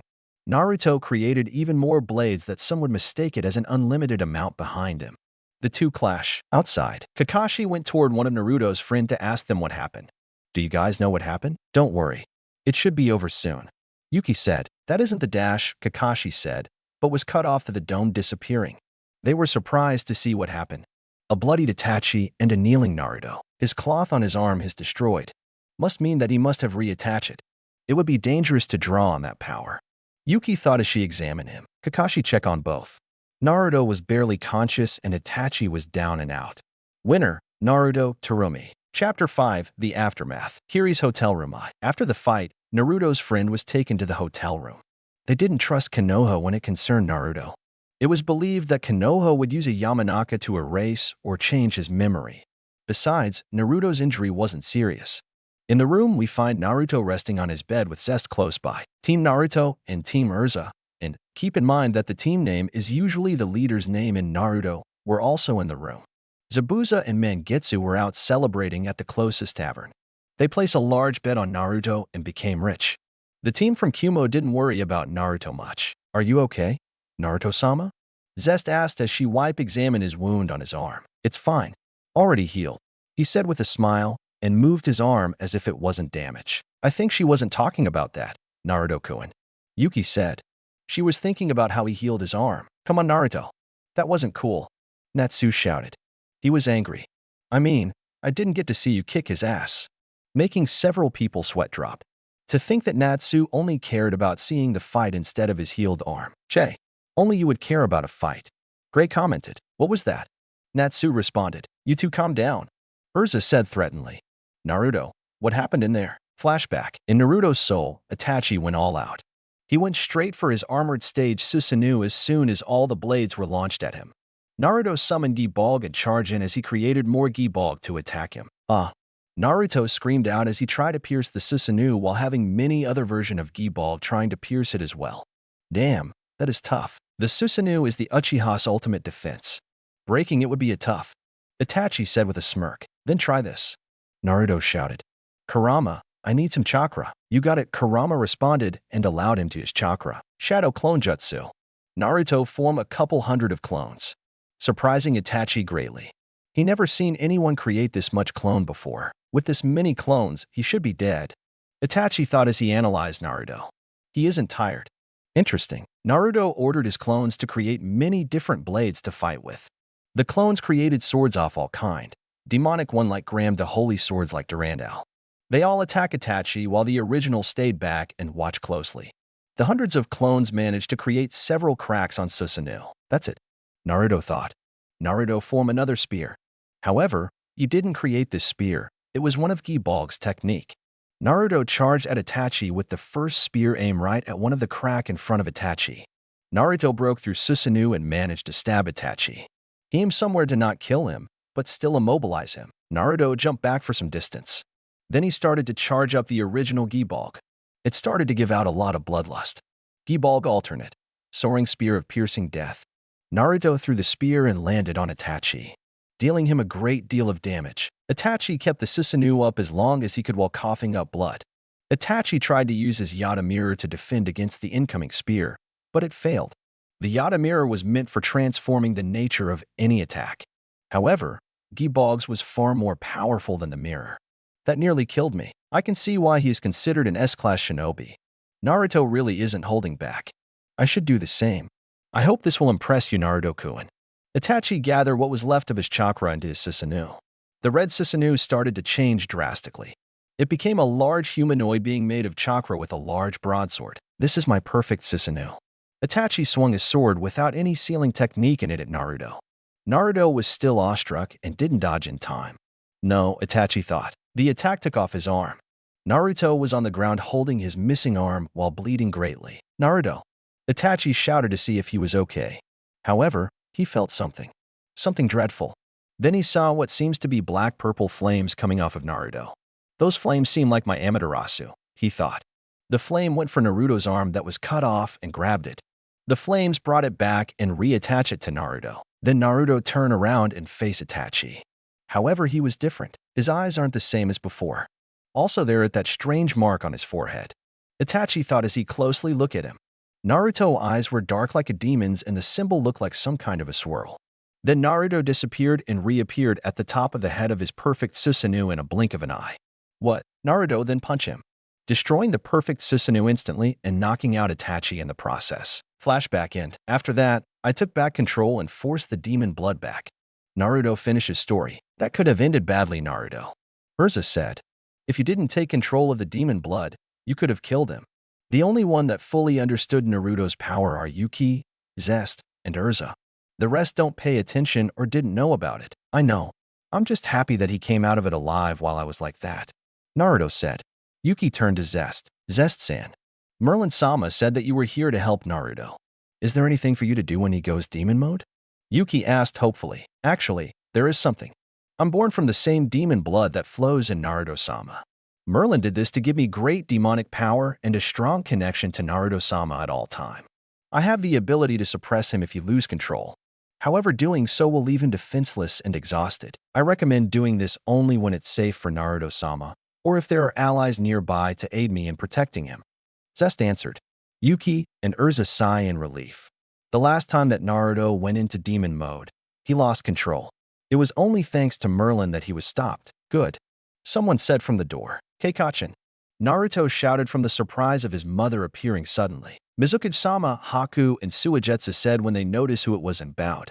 The others really didn't care about her status about Mizukage. It's good to see you're okay, son, Mei said with a warm smile.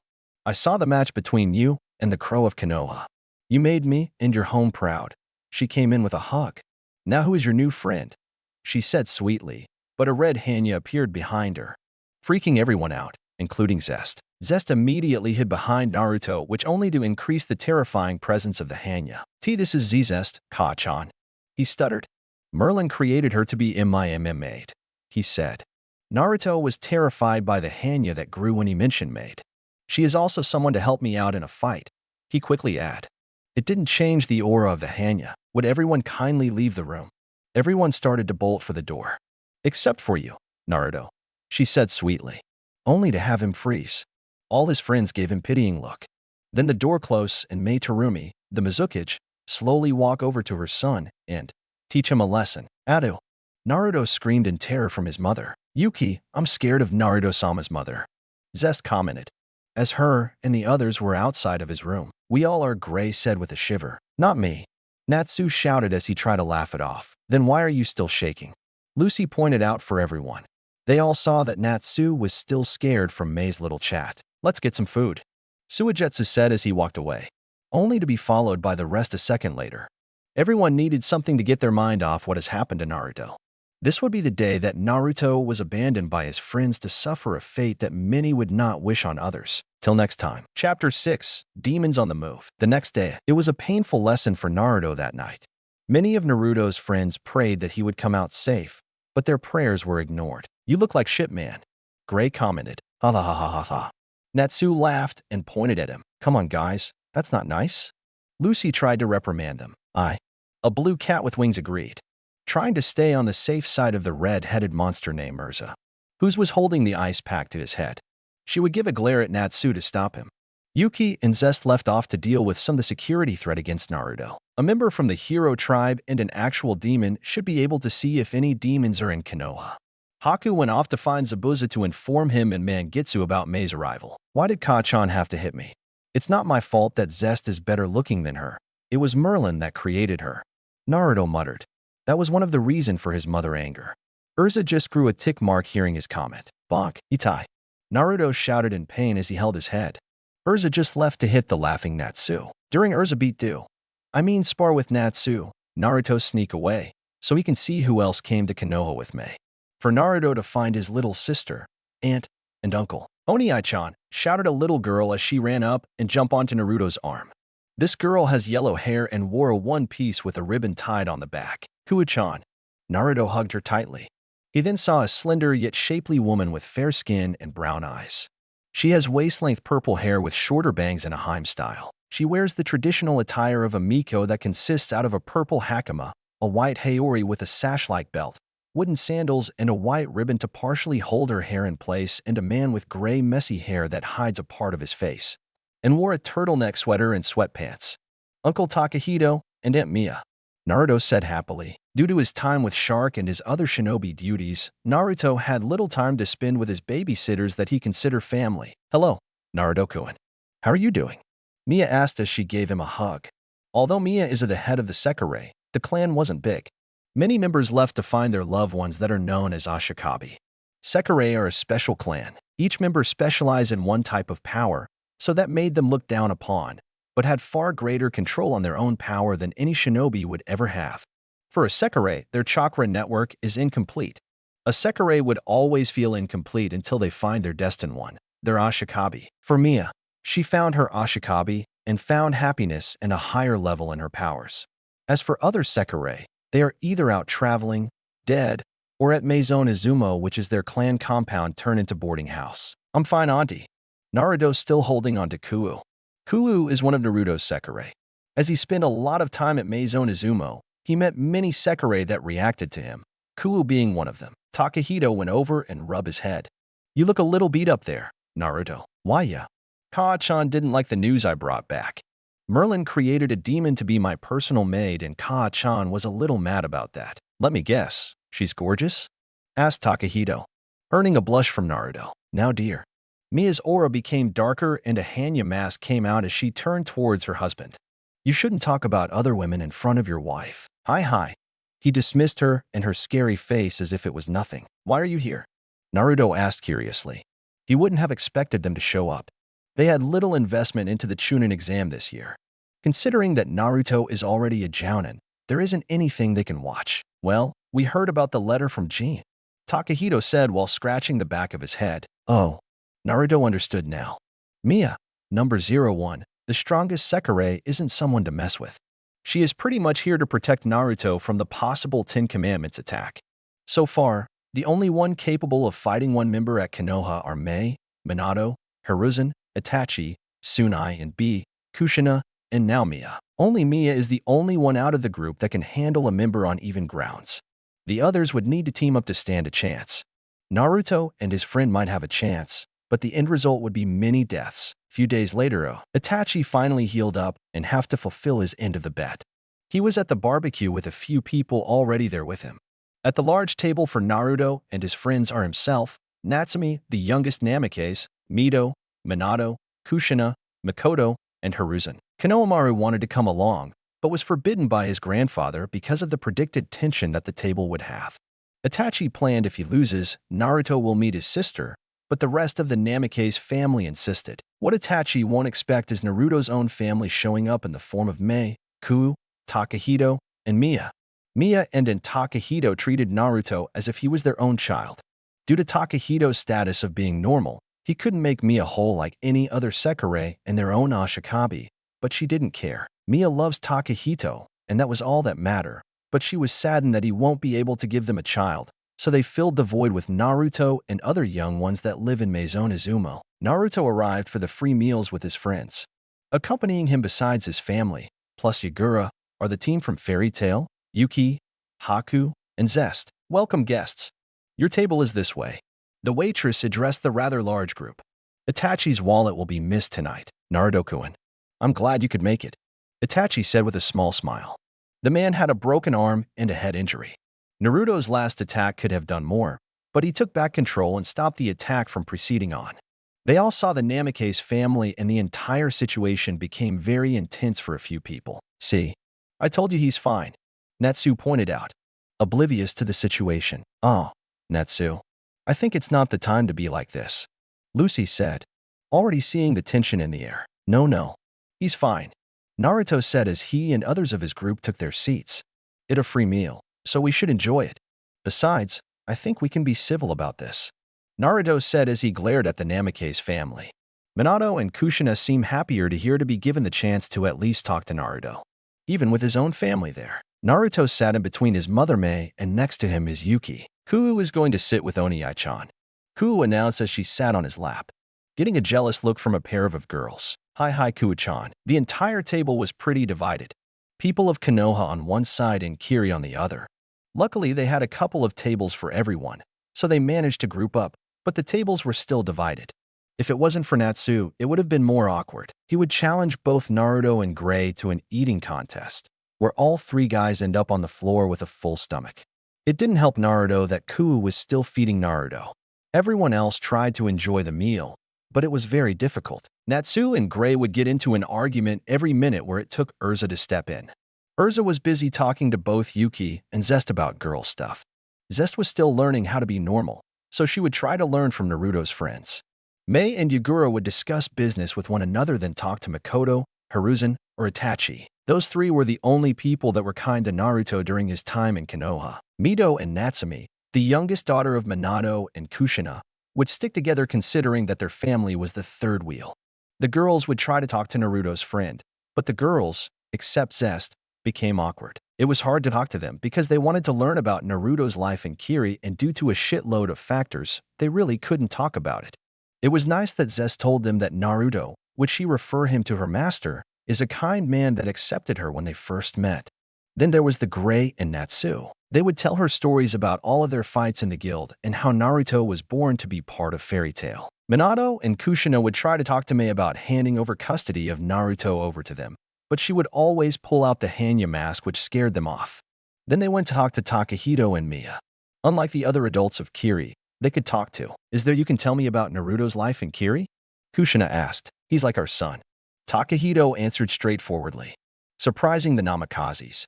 Mia only giggled. You see, Mei couldn't spend time in the village all the time due to her duty, so she would leave Naruto with us.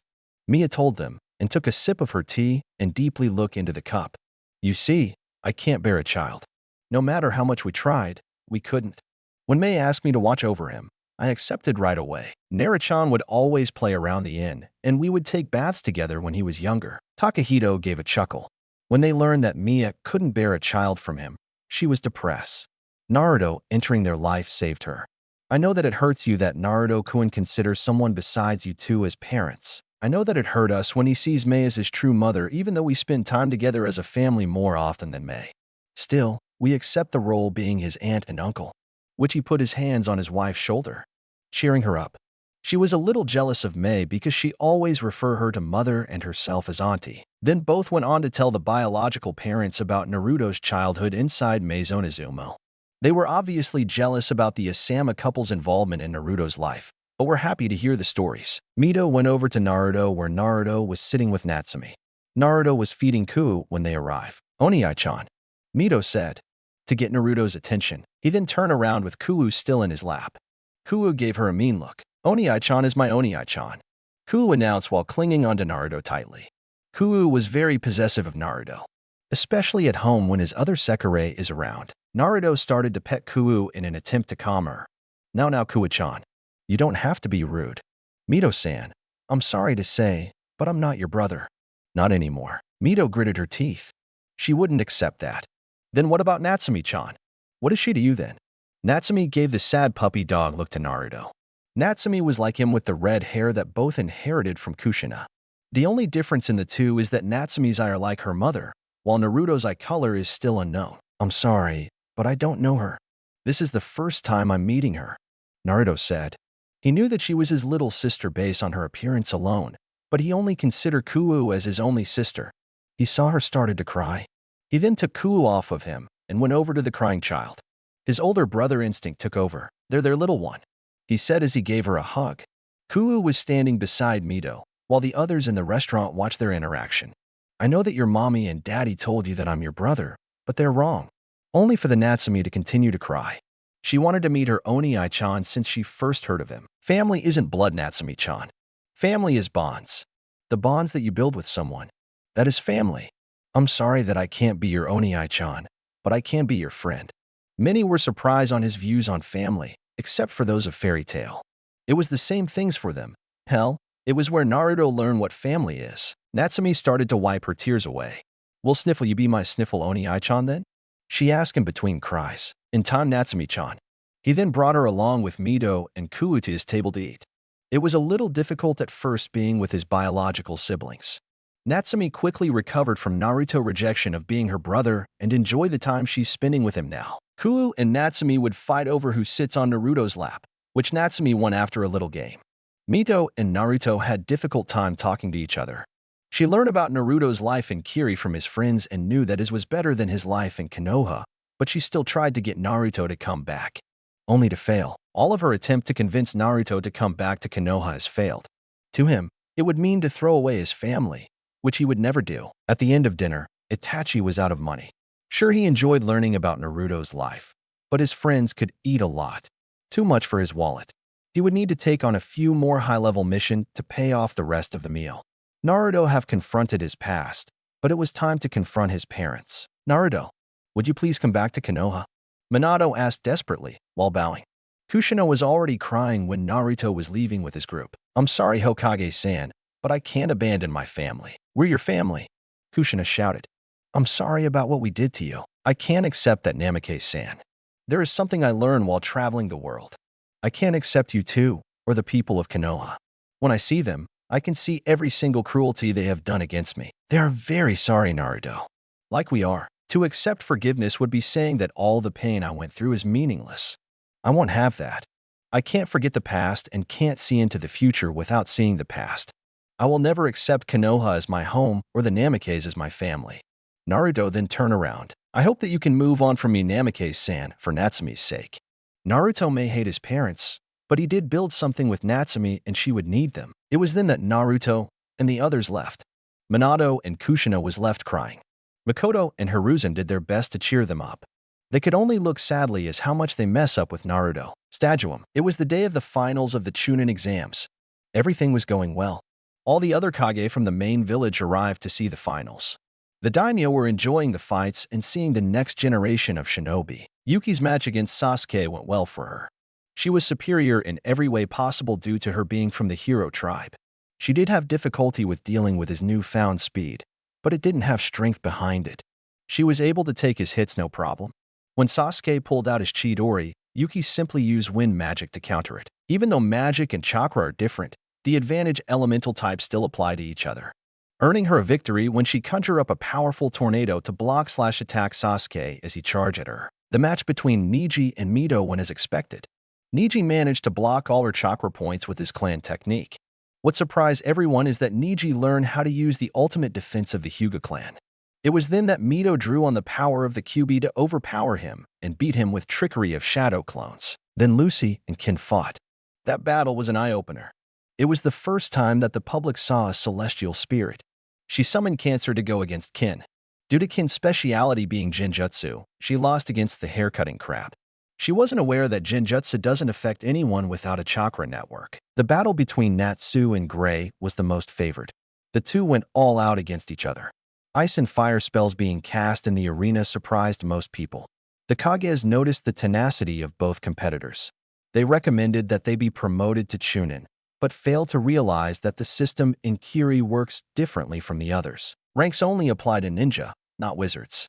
In the end, it ended with a draw. The next match to come up is Temari against Samui. In the Jonin booth, Naruto, Killer Bee, Zabuza, Mangetsu, Urza, and Yujito were together watching the Genins. Fool. I told you that I won this pool. Bee rapped horribly. It was then that Naruto and Mangetsu handed a stack of Ryo to Killer Bee. Apparently, they made a bet about who was going to win between Natsu and Gray. Naruto believed that the pink-haired Dragon Slayer would win, and Mangetsu had his money on the ice stripper. However, Bee threw in a curveball, saying that no one would win. Yujito and Urza were talking to each other. Boys. They would never change. Yujito commented about how they were behaving so childishly. I swear that they will never grow up. Urza added. With her own experience in Fairy Tail, she knew how men would be like. How have you been, Yujito? It's boring being a Chunin. I have to do low-rank missions. She complained.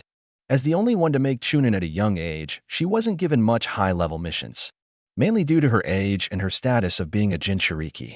Her training was the priority for either Reikage. It's looked like Samui is up. Yujito pointed out. She a capable warrior. She would do well. Urza said. Battle between blondes. This is going to be intense. Naruto shouted, irking a certain blonde fiancé. She then threw a kunai at him. Itai. It grazed him. The battle between the two kunoichi was fierce. Both showed wisdom and power above their rank and age. Temari used the advantage of her wind release to counter Samui's lighting release, but Samui used Temari's weakness to close quarter combat even if she is a wind user. Both girls looked like they were both going to fall down at the next attack. It was then feathers started to fall. What the? Shouted Gray as he noticed everyone started to fall asleep. Why the hell you people are falling asleep?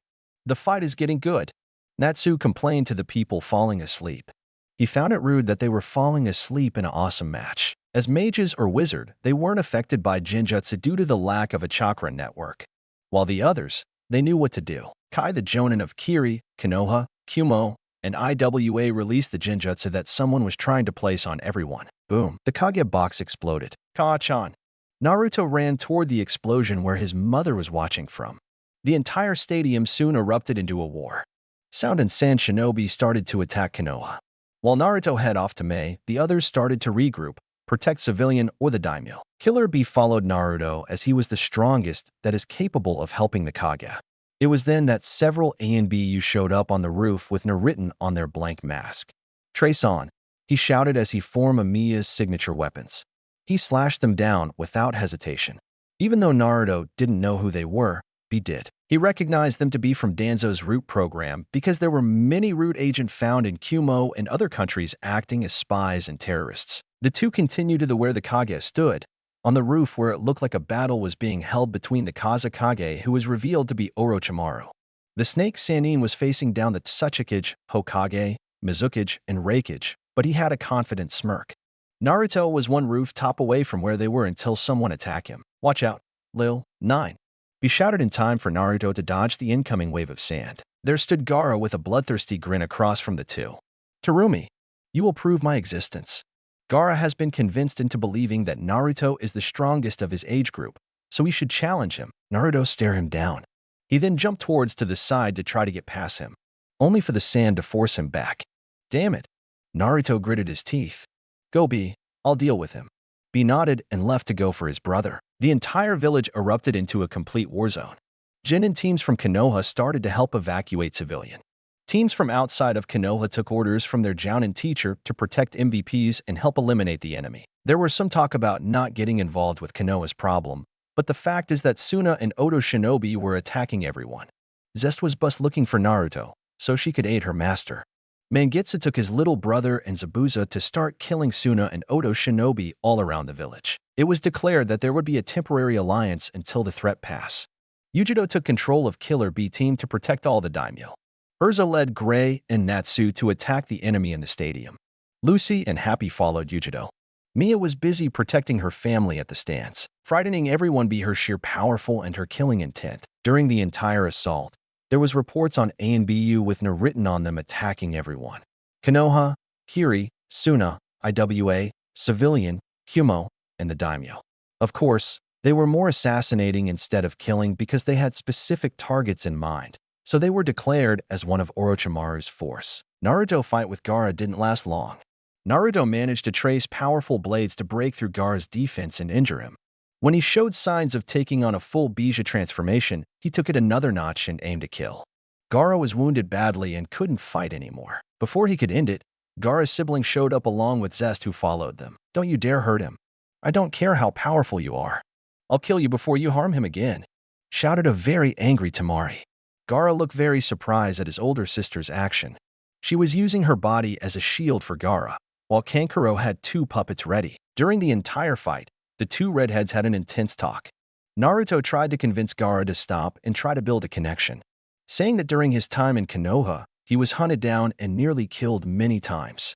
He was alone even when his family was around like he was. The only difference is that Gaara had his sibling trying to reach out for him unlike his. See Gaara, your brother and sister does love you. Naruto pointed out as he dissolved his twin blade into magic particles. Love? Gaara questioned. Yeah, love. They love you. The kind of love to give you the strength become stronger so you can protect the one that you love. The sibling didn't let down their guard. Go take him. Get out of here before you're captured by Konoha. Thank you, Temari said, but without letting her guard down. She and Kankuro went over to pick up their injured little brother. Wait, Gaara shouted before they can start to jump away. They turned Gaara toward to Naruto, who seemed to be checked on by Zest for any injury. Why? Naruto can only scoff at his question. We're the same. We both have our own burden dash, HEY, that we never asked for. Our parents forced this on us, and we suffer for it. I left Konoha, so I can live. Doing that led me to find my real family. Gaara looked confused at this statement. To his knowledge, his real family should be the Hokage and his family, not Madarumi. Family is people that loves you no matter what. People that will be there for you in your times of need. He then pointed to Temari and Kankuro. Those two are your family. Real family, unlike your father that sees you as a weapon. They try to reach out for you, but you slap them away. Go home. Let them reach out to you again, but welcome them this time instead of slapping them away. You finally understand love that way. Gaara looked content with the answer, then fell asleep. Gaara, Kankuro said as he noticed his brother looking peaceful in a long time. Thank you, he said to Naruto. No problem. Just get home and get there fast. Don't trust anyone until you get there. There are people that would love to get him while he is like this. They will have to walk over my dead body to do that. Both Temari and Kankuro shouted. They may be afraid of Gaara, but they love him. Naruto only smiled at that and nodded. The Suna Jinin then left, making their way home, away from Konoha. It is wise to let them go, Naruto-sama? Zest asked. Yeah. He just needs someone to beat some sense into him. He raised a thumbs up. I think that I did a good job at that. Zest only smiled at her master's action. She grew fond of his kindness for those that needed it. Let's go. The two then went off to reach the Kage battle roof. There stood Killer Bee and 3 Konoha Anbu, which included Itachi. Naruto arrived to be filled on the details. Apparently, Orochimaru had his personal bodyguards set up a powerful barrier to keep everyone out, while he summoned the deceased Hokages into the field. Mei and I took on Hashirama, but his release proved to live up to the legend. Inoki and Minato face against Tobirama, but face similar problems. Considering that Tobirama invented the Hiraishin, he was able to stand up against Minato, and he knew the particle release. Orochimaru was personally fighting against his sensei, Hiruzen Sarutobi, who he allowed enough time to only allow him into the barrier. "We need to get in there now," Itachi shouted. He noticed that the situation is bad. Ian Chirumi was looking a little exhausted from the need to constantly destroy all the wood to get to Hashirama. Minato and Inoki wasn't looking good either. Inoki managed to put up a better fight due to his past experience against him and kept his distance due to his flying jutsu. Minato was bleeding out. He managed to dodge a barrage of kunai, but failed to dodge his flying Hiraishin slash and lost his arm. It seemed that the creator managed to outdo the one that perfected the technique. Lastly, Sarutobi used the Reaper Death Seal and attacked the dead Hokages and Orochimaru. "I'm on it. Trace on." Naruto traced an odd-looking dagger. "Get ready," you told them. The AMB looked confused, but got ready nevertheless. Killer Bee knew that dagger. "Rule breaker," Naruto shouted as he stabbed the barrier. It then went down and everyone jumped into action, while Naruto looked a little tired. The dagger that Naruto created, Rule Breaker, revert anything it touched to what it was before and be able to make it manipulatable with ease. Naruto simply erased the barrier, converting it back to chakra and making it so that it can't turn into a barrier. We jump over to check on Mei and I, who were suffering from minor chakra exhaustion and several bruising. The A and B went over to start healing Minato and check on Inoki. By the time the barrier went down, Sarutobi managed to seal the reanimated Hokages and seal Orochimaru's arm. Itachi went straight for Orochimaru to finish him. It was until that Orochimaru's bodyguard surprised him with a chakra-coated web that sent him back. The others recover Orochimaru and began to run away. Zest was helping Naruto stand. "Naruto-sama, Orochimaru got away. He went away next time," he told her, while using her as support to stand up. Making the rule breaker took a lot of prana and concentration. The ability to pretty much alter reality is very powerful, even if it is a weak replica. He attacked the entire elemental nation to kill Gigi, Naruto said sadly. Zest only held him closer to comfort him. Everyone would be out for his head. He then started to walk over toward Mei. "Ka-chan." Mei looked relieved as she got back up. "Naruto." She then started to walk over to check on her son. However, boom bang, aha! Everyone shouted on the roof. The entire roof was bombarded with explosion that wasn't chakra base. It was magic base. The ENBU took Minato away already to the hospital to heal him. Inoki flew upward. INB jumped out of the roof along with Mei. Itachi jumped away too. Only Naruto and Zest was caught up in the blast and crashed into the middle of the stadium where it was cleared out. It got the attention of everyone still remaining. In the smoke of the roof stood two figures. One is a very tall and muscular, and wears a brown long coat with golden gauntlets and boots. He has silver hair and noticeable facial stubble. He has the same demonic mark that Naruto had during his match with Itachi. The other figure was a short person that could be considered a child. He had black hair and the same demon mark on his forehead like the other one. These two was Esterasa and Zeldris, members of the 10 Commandments and the strongest of the group. Everyone had a bad feeling about them. They were giving off a very dark aura. Only Naruto, Zest, Yuki, Urza, Mei, Miya, Takahito, Killer Bee, and Yagura knew who they were, and they were terrified. They were attacked by Orochimaru and were tired from the battle. Most of all of them were on their knees and couldn't get up to fight. Everyone was civilian, shinobi, both friendly and hostile. "Damn it! Why can't I move? What happened to me? Damn you! Demon King's son," many shouted. Kushina and Mei being the loudest because they were trying to reach towards Naruto. Naruto and the others that knew already knew the truth behind their inability to fight. Only a handful of people knew who the two demons really are due to them being trained/prepare for them. "I am Esterasa of the 10 Commandments. He who has been bestowed the commandment of charity from the Demon King," he announced to the fighters. "Charity, Demon King, you're a demon. Go die," shouted many. "Any who holds hatred in their hearts before me loses all their means to hurt or inflict damage to anyone," he announced to the mad and confused shinobi, shocking them that their inability to fight is due to this demon. The two jumped down from the roof and landed in front of Naruto. "They're the target, brother." Zeldris pointed toward Naruto. "Should I fetch him or you?" he asked.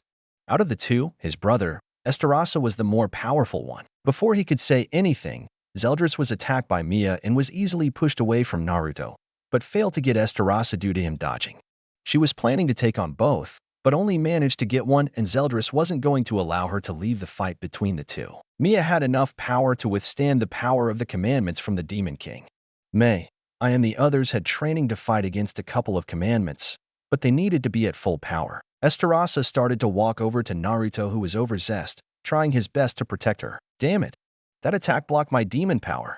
Naruto thought angrily. He knew who was attacking and knew that he would need it to stand a chance. It's finally nice to meet you, my nephew. He then kicked Naruto off of Zest harshly and followed the trail to Naruto. This surprised everyone that didn't know Naruto's circumstance. You're not my family. Naruto shouted through the pain. Our older brother, Meliodas' blood runs in your vein. That makes you his son, and my nephew he summoned his blade. Rebellion. Naruto, shouted Mei and Mia. Mei and the others still couldn't move. Mia couldn't get out of the fight with Zeldris without being severely injured. Others were shell-shocked about the news, especially Kushina, Kakashi, Mito, and Itachi. If what Esterasa said is true, that would mean that Naruto truly is a demon. They couldn't believe it, but Itachi remembered the mark on Naruto as it matched the one on the two attackers. I will love you, nephew, but you follow the traitor brother, so I have to do this. Please forgive me. He kicked Naruto over as so he would show his chest toward him. Esterasa could be considered a family man, but in his own way. Ahe! Naruto shouted in pain as Esterasa implanted one rebellion into Naruto's chest. Many started to struggle to get free from the commandment, but fail. Yuki, Haku, and Zest were crying as they could only watch as the one they love is being brutally killed. Naruto continued to scream in pain from the additional blades being implanted into him. Many started to cry due to their uselessness against the demons. Mia tried her best to end the fight with Zeldris, but his skill proved to be good enough to be the Demon King's son. Forgive me, nephew, he said with a tear as he had one last blade ready to stab him. No, Naruto/Naruto-kun, please stop, shouted several girls and friends. Splash, blood shoot out of Naruto and the blade. Esterasa used the last blade to cut out Naruto's heart. Many started to cry, believing that Naruto was killed. It was then the shadows started to surround Naruto and a massive killing intent erupted from the shadow. Out from the shadow came two figures, a man and woman. The woman held on to Naruto. Naruto-kun, she whispered. She started to heal him as best as she could as she knew the truth of Naruto. As part demon, he had multiple hearts, but due to his own unique situation, Naruto had two hearts. His other heart was stabbed, but was still beating. The woman is an extremely beautiful woman. She has long purple hair and red eyes, and wears a full-body outfit that highlights her curvaceous body. She started to heal his other heart, so he would survive. The man only stared down Esterasa, who was holding Naruto's heart, and placed it into a bag. Scat hack, how is Naruto doing? The man asked. The man was an average-sized, slim man with long, brown hair and glasses. He wore armor similar to Yuki's armor. I need to focus healing him, Jean. Take care of that bastard, she said darkly and went on to heal Naruto as best as she could. The two people were Scathach, ruler of the land of Shadow, and a very powerful woman. The other is Jean Tuja, a powerful warrior of the hero tribe that many demons believe to be a war god. These two were easily on par of the 10 Commandments like Mia. Jean then summoned a broadsword in charge. You'll pay for harming the brat, Jean shouted as the two clashed blades.